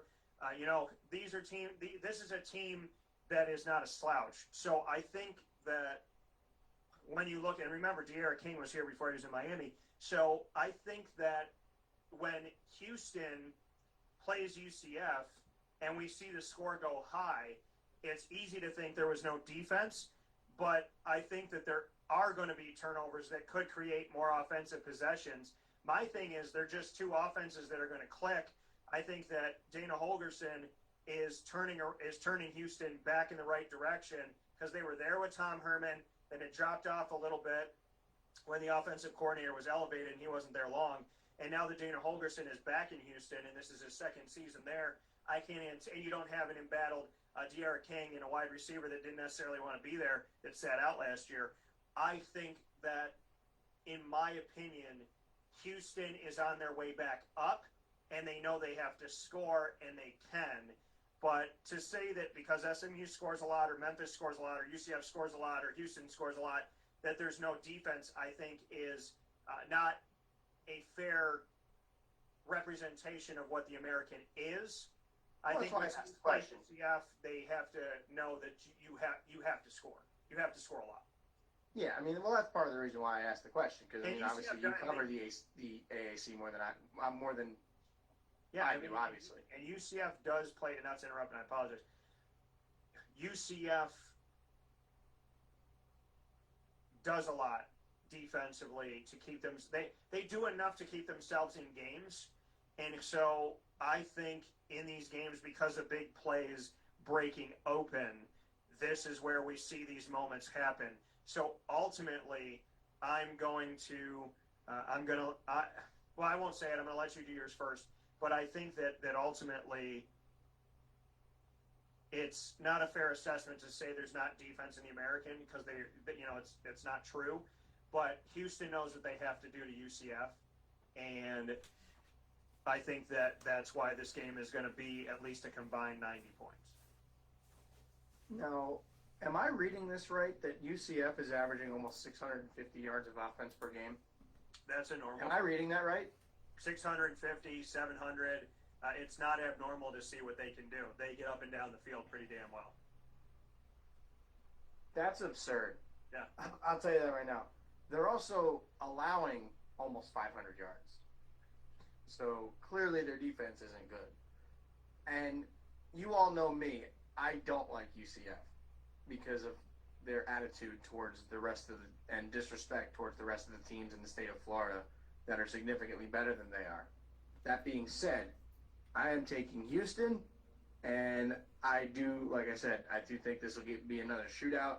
So I got Houston, and I will probably pick against UCF in every game that it is at least reasonable to pick against UCF.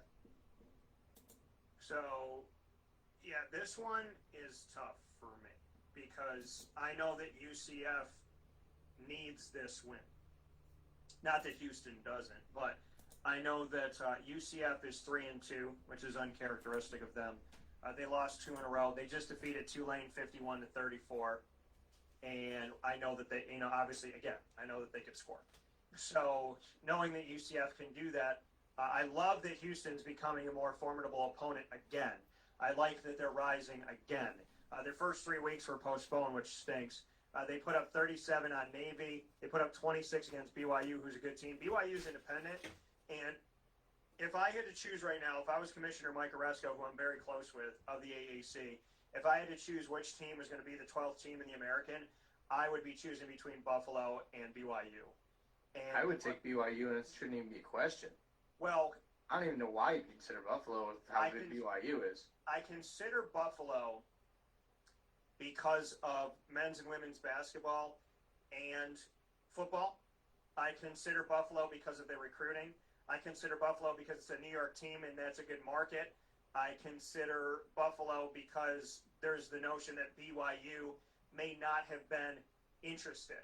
And so if they are interested and that door opens, then yes, I think you take BYU because they play. You see their dedication to the American. They play them a lot this year. And so what I think is really great about that is seeing how willing they are to play the American, I think is a good sign of hopeful talks and discussions that could open. I think Buffalo is not a bad choice if those discussions fall apart. So BYU, yes, instant credibility, but I think Buffalo does that as well. And I would anticipate if BYU and Buffalo were both open to it, that BYU would be the first choice. So with that being said, playing BYU, Houston lost to them. They were able to defeat Navy, and they scored 49 on Tulane. I think this game is going to be really, really good. I think it's going to be strong. And when push comes to shoving this is a really, really tough game. See, I get chills because I love the American. And I love the American because of what they've built and what they've done. And I think that if you're a real true fan of football, you should really do yourself a service and watch a few of these games and start to get in on it, and just watch it with an open heart and an open mind. I think that Houston is capable. I think UCF is in a place where, like I said, they need it more than Houston needs it. I am going to side with Houston because they're at home. UCF is 3-3. They know what that means. That is very uncharacteristic of them. But I'm going to give the slight edge to Houston. That was my gut going into the conversation. It's what I have coming out of it. As we always talk about, trust your gut. So I'm nice reality check for UCF there. Yeah, it is, and I think it shows that the American is rising. So I'm going to say Houston. And the one thing about UCF is they don't get credit and they don't get respect for when they win, but when teams beat them, they get respect, which makes no sense. You beat them and that's credibility. They beat you and it's not. That's what I don't agree with. But and with saying that, I think if Houston beats them and some things, I think that they could fight their way into the top 25, arguably, if some other things happen. So I'm going to pick Houston in this one to win. Rice at Southern Mississippi. What do you have for this? Rice, baby. I'm going to take the Rice. What is it? Owls? Owls. No. Yeah. Owls? Yeah. Why did I think that there was something else? But I'm going Rice. I don't know why. I just got a weird feeling that Rice is going to win. Did you see? Was it the Rice kicker? Who did they play last week? I'm trying to remember. Rice we picked last week, and Rice has only Because played. there was like a they played Middle Tennessee, and they lost in overtime. Wasn't there like a quadruple doink extra point or field goal or something where it hit the uprights 4 times? Yeah, quadruple doink.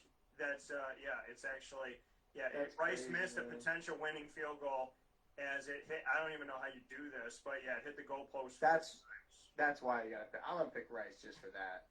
They deserve it. Got to feel for their kicker. So you're going with Rice because I'll of the take quadruple Rice. doink. Okay. I'll take Rice. I'm going to go with Rice as well in this game. Southern Miss, I'm not sold on it. Rice pushed a team in Middle Tennessee that I'm happy to see them win because I consider them better than what they've shown this year. I would expect more from Middle Tennessee, so I'm going to pick Rice in this game as well.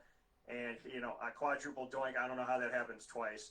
So I'm going to go with them. Troy has let me down. Troy got a big-time win last season. This season, they're 3-2. They're not bad. They beat Texas State. They beat Middle Tennessee State, who we just mentioned. They beat Eastern Kentucky. They lost to BYU by 41, and they lost to Georgia State most recently by 2 points. Troy in this game this week is going up against Arkansas State. Arkansas State's the team that you picked over Appalachian State last week, and they lost. I picked it. You did. I think you did. Yeah, you picked Arkansas State. That's what I have. What in the world was I thinking? What I have on my sheet. What was I thinking? And I'm like, did I write this wrong?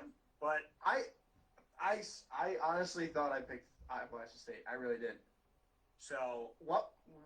Let me quote the great Dirks Bentley. Yeah. What was I thinking? So they have wins over Georgia State. They have wins over Kansas State, who's now ranked. This is Arkansas State. And they have a win over Central Arkansas, the Bears. What are your thoughts on this game in this matchup? Dare I ask you, does Arkansas State win at home or does Troy win on the road? Well, I think I got my weeks mixed up. I think I wanted Arkansas State to win this week, so I'm going to pick Arkansas State. Okay. I am going to... Oh, man, this is so tough. I'm going to go with Arkansas State because they're at home. Because I know I'm going to kick myself if I go with Troy again. The next game that we have, Notre Dame at Georgia Tech. I thought Pittsburgh was going to give them a run for their money. They did a couple of years ago. Pittsburgh didn't do anything. Instead of giving them a run for their money, they ran and threw the money at Notre Dame, so taking them out. So Notre Dame at Georgia Tech. Georgia Tech is Syracuse's only win of the season. Georgia Tech is awful. They are a team that lost 73-7 to Clemson at home. What is your thought when Notre Dame comes into town? My thought is that Georgia Tech is going to get about the same treatment as Pitt did last week. Okay. Big win for Notre Dame. I'm with it. I got Notre Dame as well. Indiana is ranked in the top 20 in the nation after defeating Penn State. Rutgers is coming calling. One of these teams is going to be 2-0. Is it going to be Greg Schiano or is it going to be Tom Allen? I know his son, Thomas Allen, who is a linebacker on the team. Stevie Scott from Syracuse on the squad as well. I know some guys on that Indiana team. So, does Rutgers get it, or does Indiana go 2-0? Indiana's going 2-0 because Rutgers, after beating Michigan State, that tells me that Michigan State wasn't a good team. That doesn't tell me that Rutgers is good. It really doesn't. Okay. Indiana, they're a 10.5-point favorite. Indiana and the points. I'm going with Indiana in the game as well.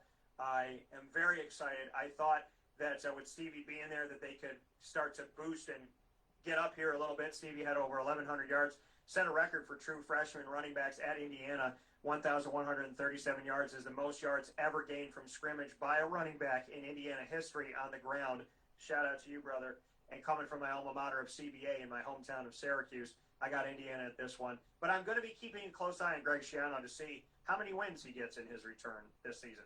UAB, they've let me down. They've also let me up. Louisiana Tech is at home against UAB. What happens? UAB's winning this game, man. They're an 11.5-point favorite. Like I said, when you don't know too much about the teams, you got to side with Vegas. I'm going with UAB in this game as well. UAB is one of the teams where if they let you down, I don't imagine it's going to happen often. I'm going back to UAB. TCU at Baylor. I thought Baylor would have some fun with Texas. They did not. They lost the game. TCU is one of those teams that could play spoiler, but I don't know who you call a spoiler in this game because neither one of the teams is ranked. What do you have for TCU at Baylor? I'm taking TCU solely because they beat Texas. Okay. I'm taking TCU in this game because I trust in TCU more than I trust in Baylor. So I'm going to take TCU in the matchup. Auburn is unranked. They have pissed off you and I in the last few weeks. Very much so. Went from the number one team in the nation, reigning national champion, not number one team coming in ranked, but the last number one team from last year, the last team standing. They went from reigning national champion to who the hell is this team? Neither one of these teams in the SEC is ranked.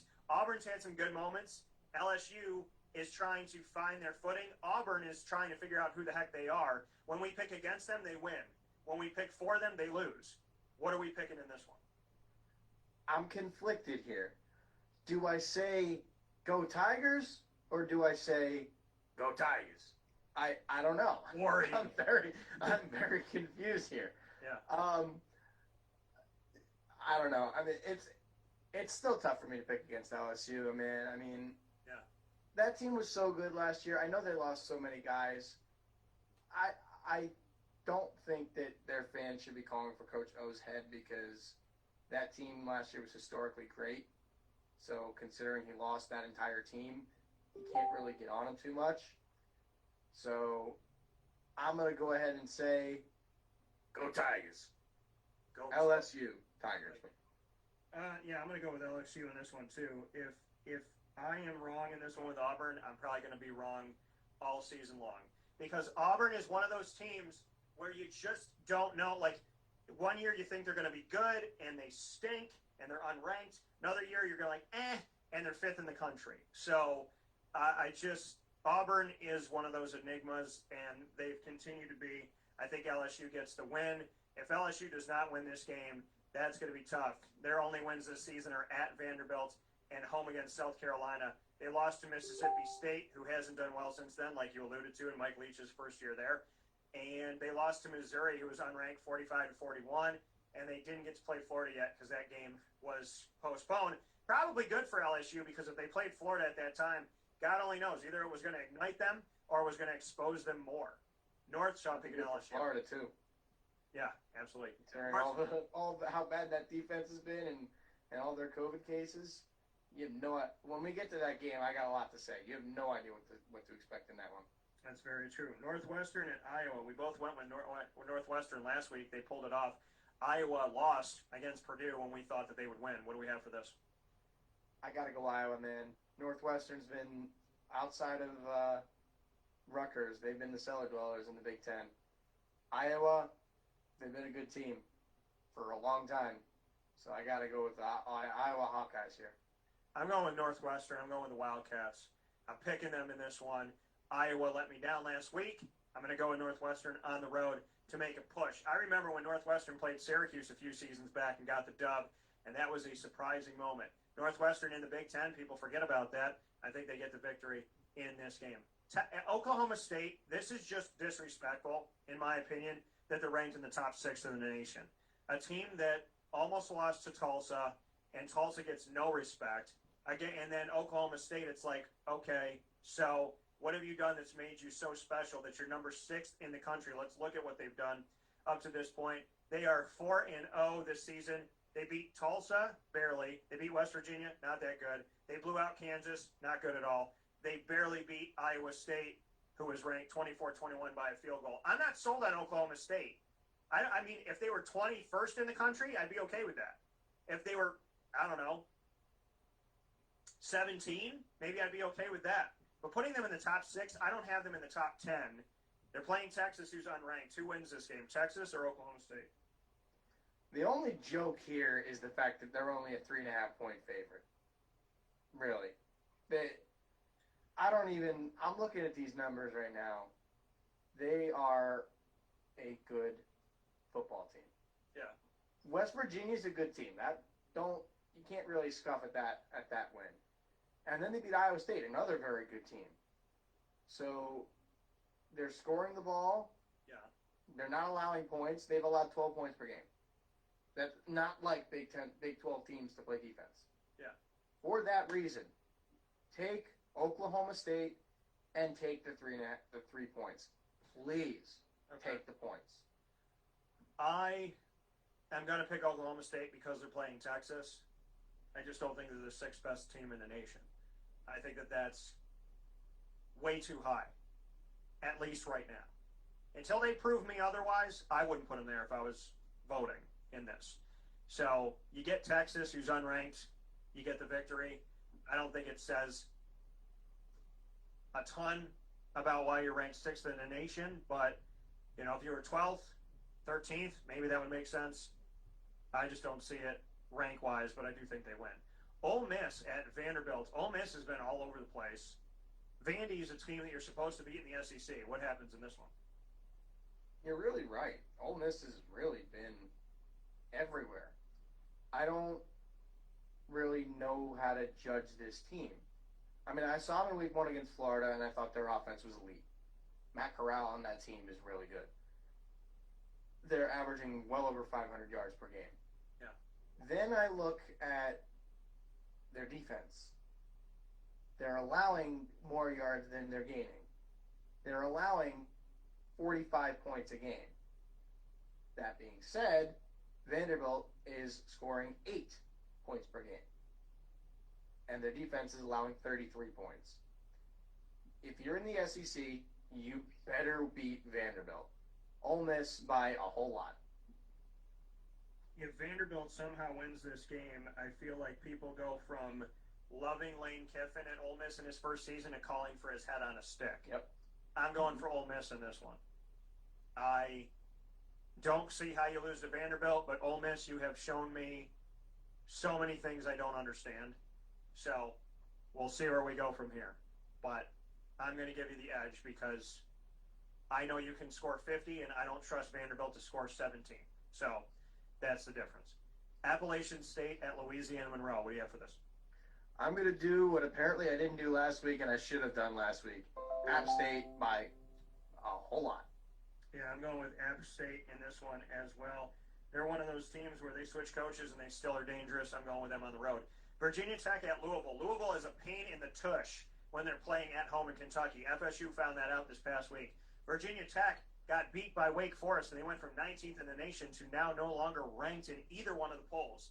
What happens with Virginia Tech when they face off at Louisville? I think they're going to bounce back. I think it'll be a good game. 3.5 points is probably it's about right.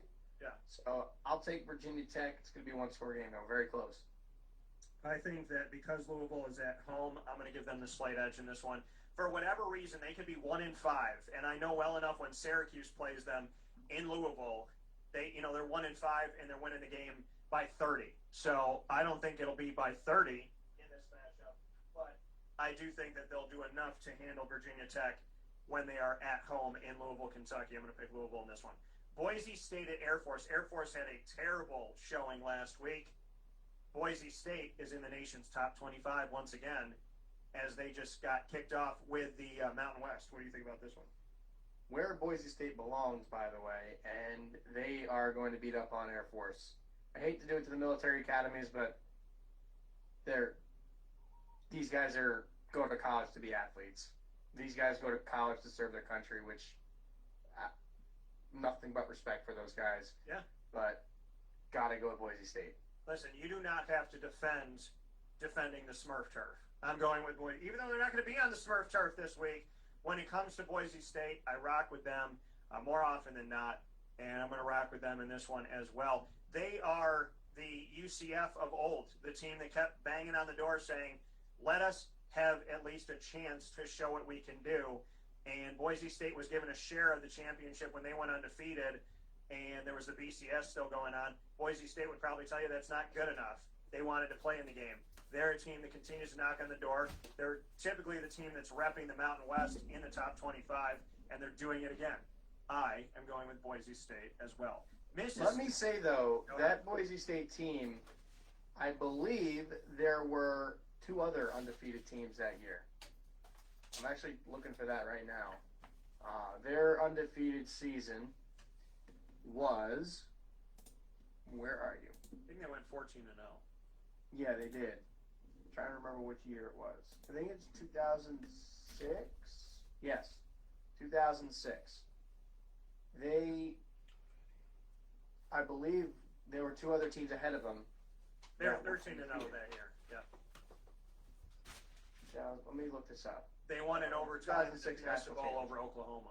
What'd you say? Yeah. Okay, so this was the year that Florida won their first national championship. Yeah. Looking for I want to see the final standings here, and I'm looking at it right now, and I can't. 2006 Gators were. They're 13-1. Yeah. So Boise State was 13-0. Florida was 13-1.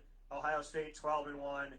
LSU was 11-2. USC was 11-2. So Boise State was the only undefeated team, and that is why I think they gave them a share of the crown.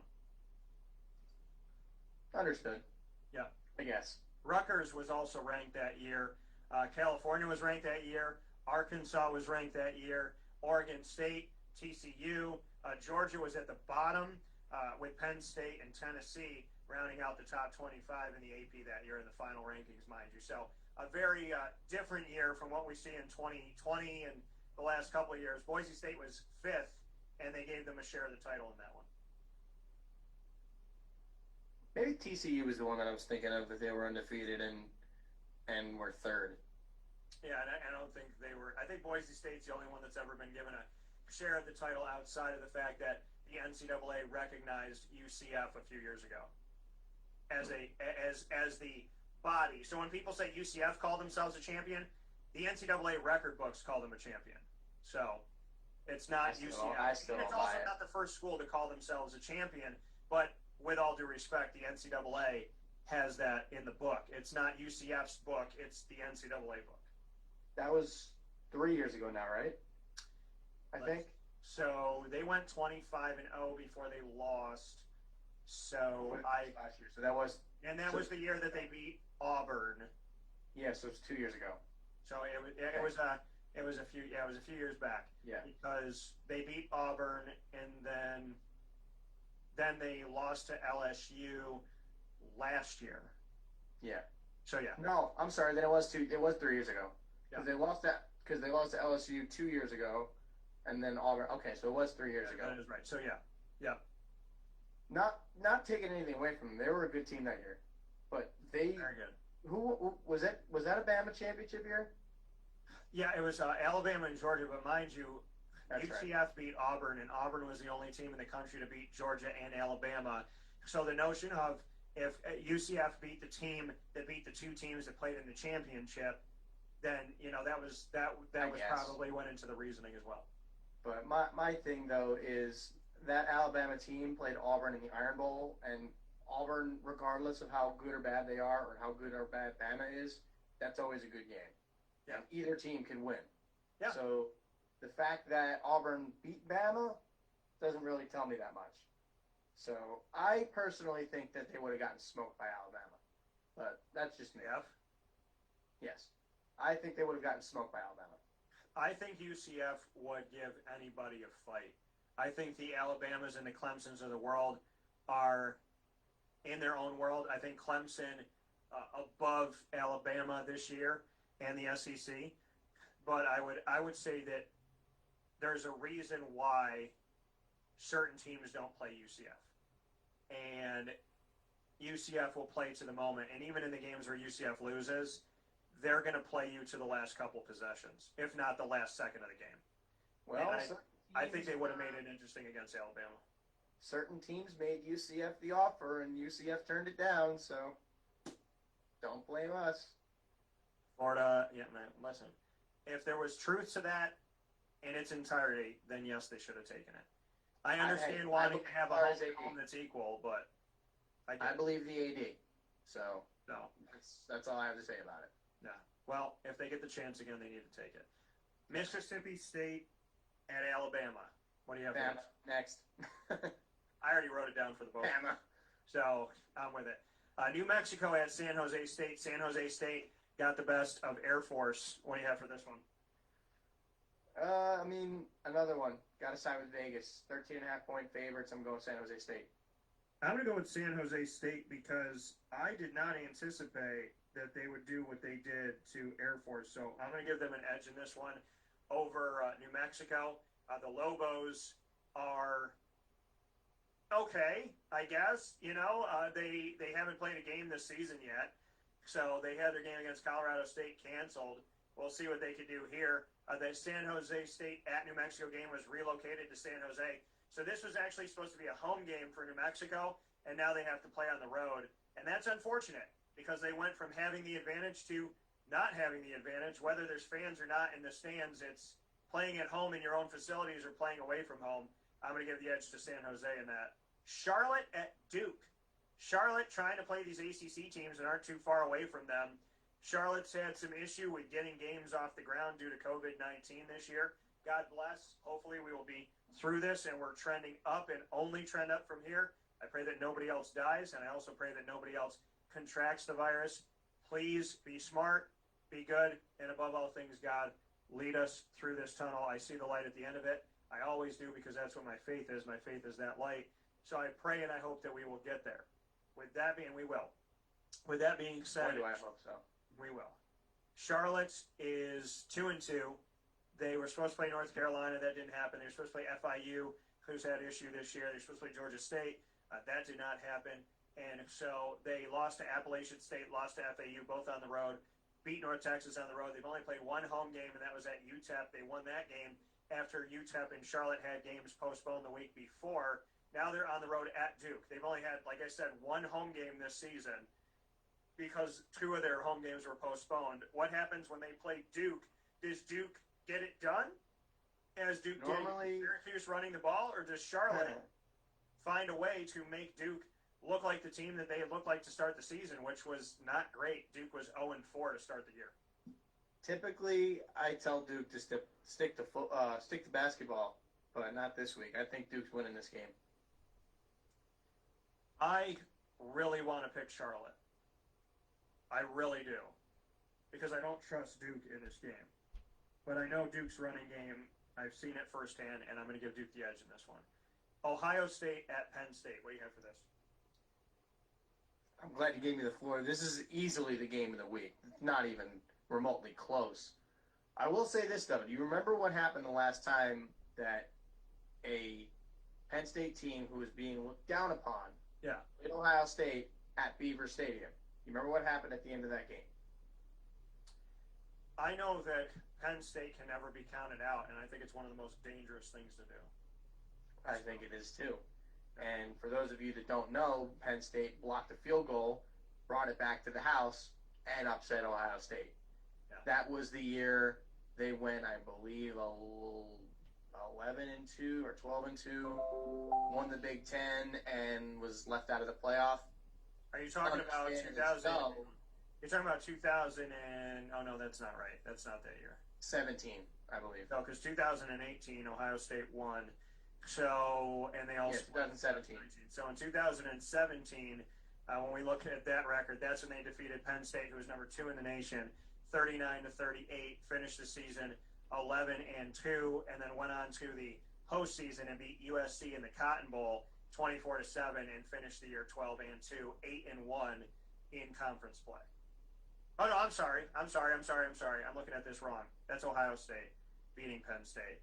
So I'm looking at it on the wrong side here. Penn State lost that game 39-38 in 2017 to Ohio State. Was it 16 then? So let me go back here. 24-21, Ohio State lost at Penn State 24-21. That's got to be it then. And that is the year, pardon me on this, because Penn State also lost to Pitt. That's right. Yeah, they lost to Pitt, and then they lost to somebody else. I think they lost to maybe Michigan or Michigan State that year. Yeah, so I was looking at it backwards here from Ohio State's perspective. My fault on that. So Penn State in this year, they did go 11-2, and they played. And ironically, they did play USC as well. So even though I was looking at the wrong In the Rose Bowl. the wrong schedule here, they play at USC in the Rose Bowl, not the Cotton Bowl. They lost 52-49 in a shootout. They did go 8-1, ironically, so I was right about that statistically. In the Big Ten, they finished the season 11-3. They defeated Ohio State, who was second in the nation. So if I told you the ranking in the nation, I told you the record, and I told you the record in the Big Ten, it was absolutely right, even though I was 1 year off, which is ironic and kind of crazy. I was starting to believe you until you said beat USC in the Cotton Bowl. I was like, wait a minute, that's not I'm looking at this and I'm going, like, they that's played not USC. right. They had the same record here. The team was ranked second in the country. But yes, that's the 24-21 win that Penn State had, returning a blocked field goal 60 yards for a touchdown with 4 minutes and 27 seconds left in the fourth quarter. So yes, a lot of it was the same in the storyline, but Penn State did it back in 2016. Yes. I'm going to tell you this. Take the points for Penn State. Take the 12 points. It'll be a one-score game. I'm telling you that right now. I do not think Ohio State blows out Penn State by any means. Okay. That being said, I do think Ohio State wins. Yeah. But like I said, take Penn State's points. I'm going with Ohio State in this one too. I don't think Penn State is a bad team, but I think Ohio State saw what Indiana exposed a little bit, and I think Ohio State's just they're too good right now. I think they're going to ride it. They're going to find a way to get the victory, and I think Ohio State is one of those teams that we very well could see in the college football playoff again. So I'm going with Ohio State in this. Arkansas at Texas A&M. Texas A&M's been all over the table as well. They are 8th in the nation right now, but they have been up, down, and around the corner. They've been ranked. They've fallen, dropped 10 or 11 spots in the rankings. Now they're in the nation's top 10. Arkansas is not ranked. What happens in this one? I want to pick against Texas A&M just because of what they did to the Gators, but I can't. Arkansas is just not a good team. I got to go with A&M here.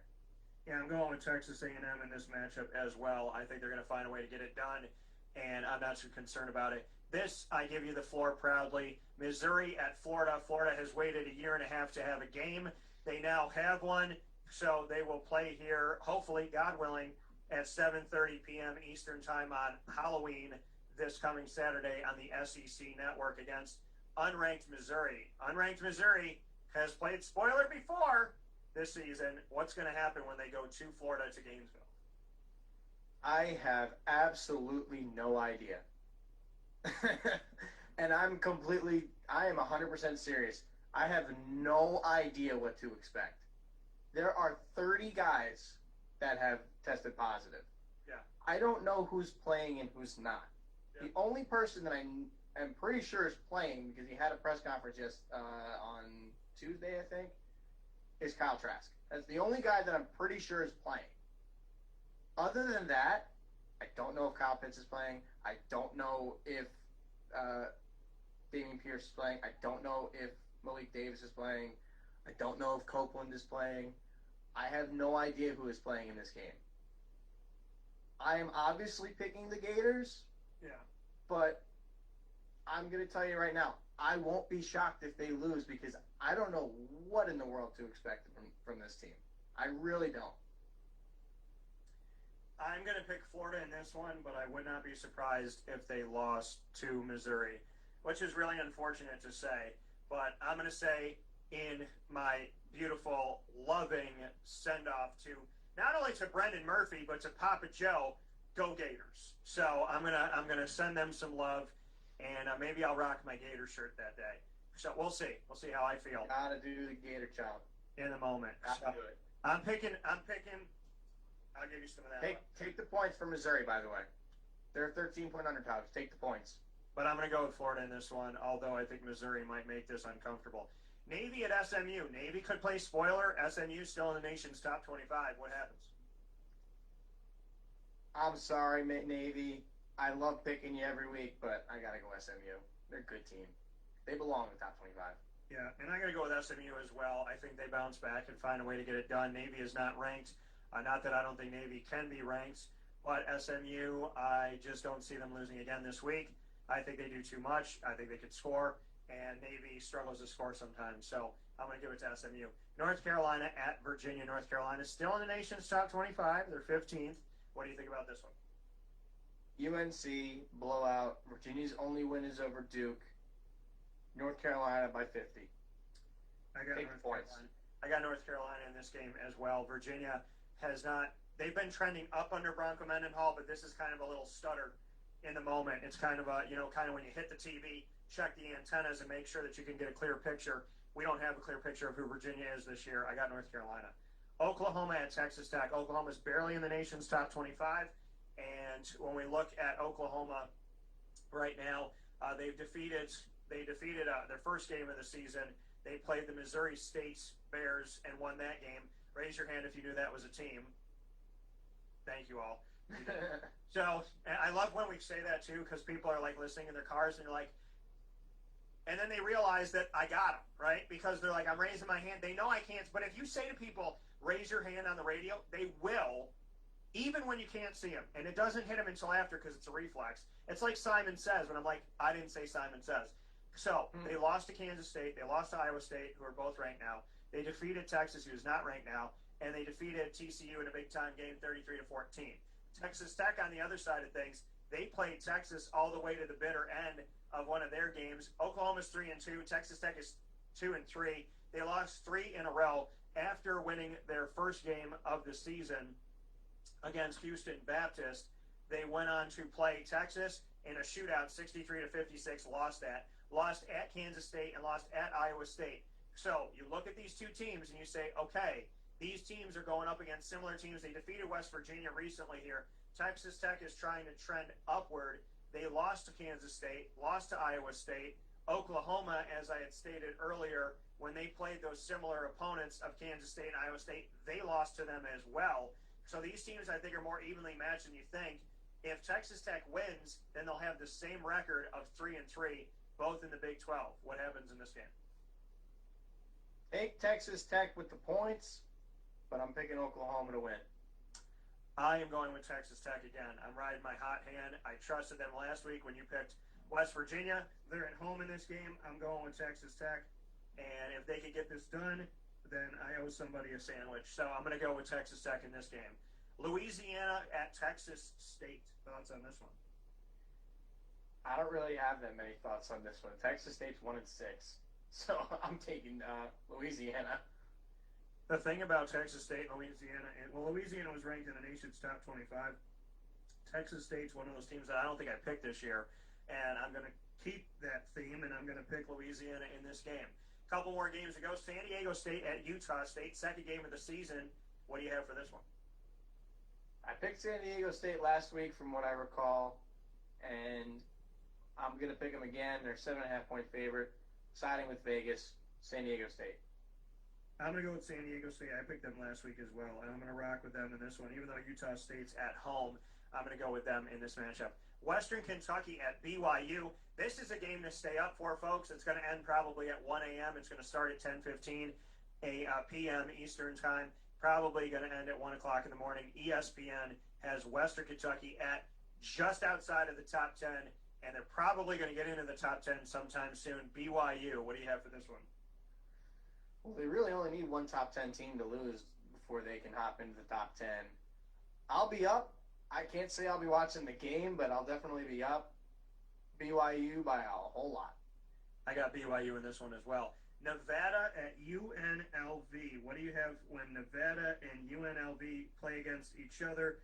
Two teams in the state of Nevada. Nevada comes into the game with a win over Wyoming, 37-34. And UNLV comes into this game with a loss to San Diego State, 34-6. But they are the home team. Who defends Nevada in this one? Well, they're technically not the home team. They're playing at Allegiant Stadium in Vegas. So both these teams going to very... So they get the home moniker, but home-ish. Yeah. In the Raiders' home, yes. Yes. I'm going to go with Nevada. I don't think it's close. Yeah, this one is tough for me, and I am picking Nevada just because of how horribly UNLV lost their first game of the season. So that being stated, we really did not differentiate by much in this. You picked Iowa at home. I picked Northwestern. You picked Virginia Tech on the road. I picked Louisville at home. And outside of that, you picked Oklahoma on the road. I picked Texas Tech, and that's it. So as far as college football goes, we only have 4 games that we decided differently in this. If I am right in those 4 games, then we will pull very close to one another in the college football ranks. So with that being said, that has been our college football picks for week 9. We gave you our NFL picks for week 8. That is Murphy of DT and Murphy, obviously DT Dan Tortora. Check out Murphy's Law on Apple Podcasts. You can also get Wake Up Call with Dan Tortora every Monday through Friday from 9 a.m. to 11 a.m. Eastern Time on mixlr.com/WakeUpCallDT to listen. You can watch and listen on Facebook.com/LiveNowDT, and you can pick up the archive of the audio on Stitcher, TuneIn, Spotify, Apple Podcasts, as well as iHeartRadio, TuneIn, and so on and so forth, Podbean, and a lot of great places in MixLR. So thank you, as always, Murph. I appreciate it. I hope you do well, but I hope I get closer. We'll see about that. So that being said, we also, I mean, we went pretty even on a lot of this stuff. But with that being said, I appreciate you as always. I thank you for everything. Shout out to Marywood, and with everything that's going on in this world, I can say that I'm very thankful that I met you a couple years ago. You did a solid by me back then, and I've had my utmost pleasure doing this show with you, and I look forward to growing it, expanding it, and making it something special. It already is, but I always look to progress, and I believe that you and I can really do something great together, and I appreciate everything. Always. All right, man.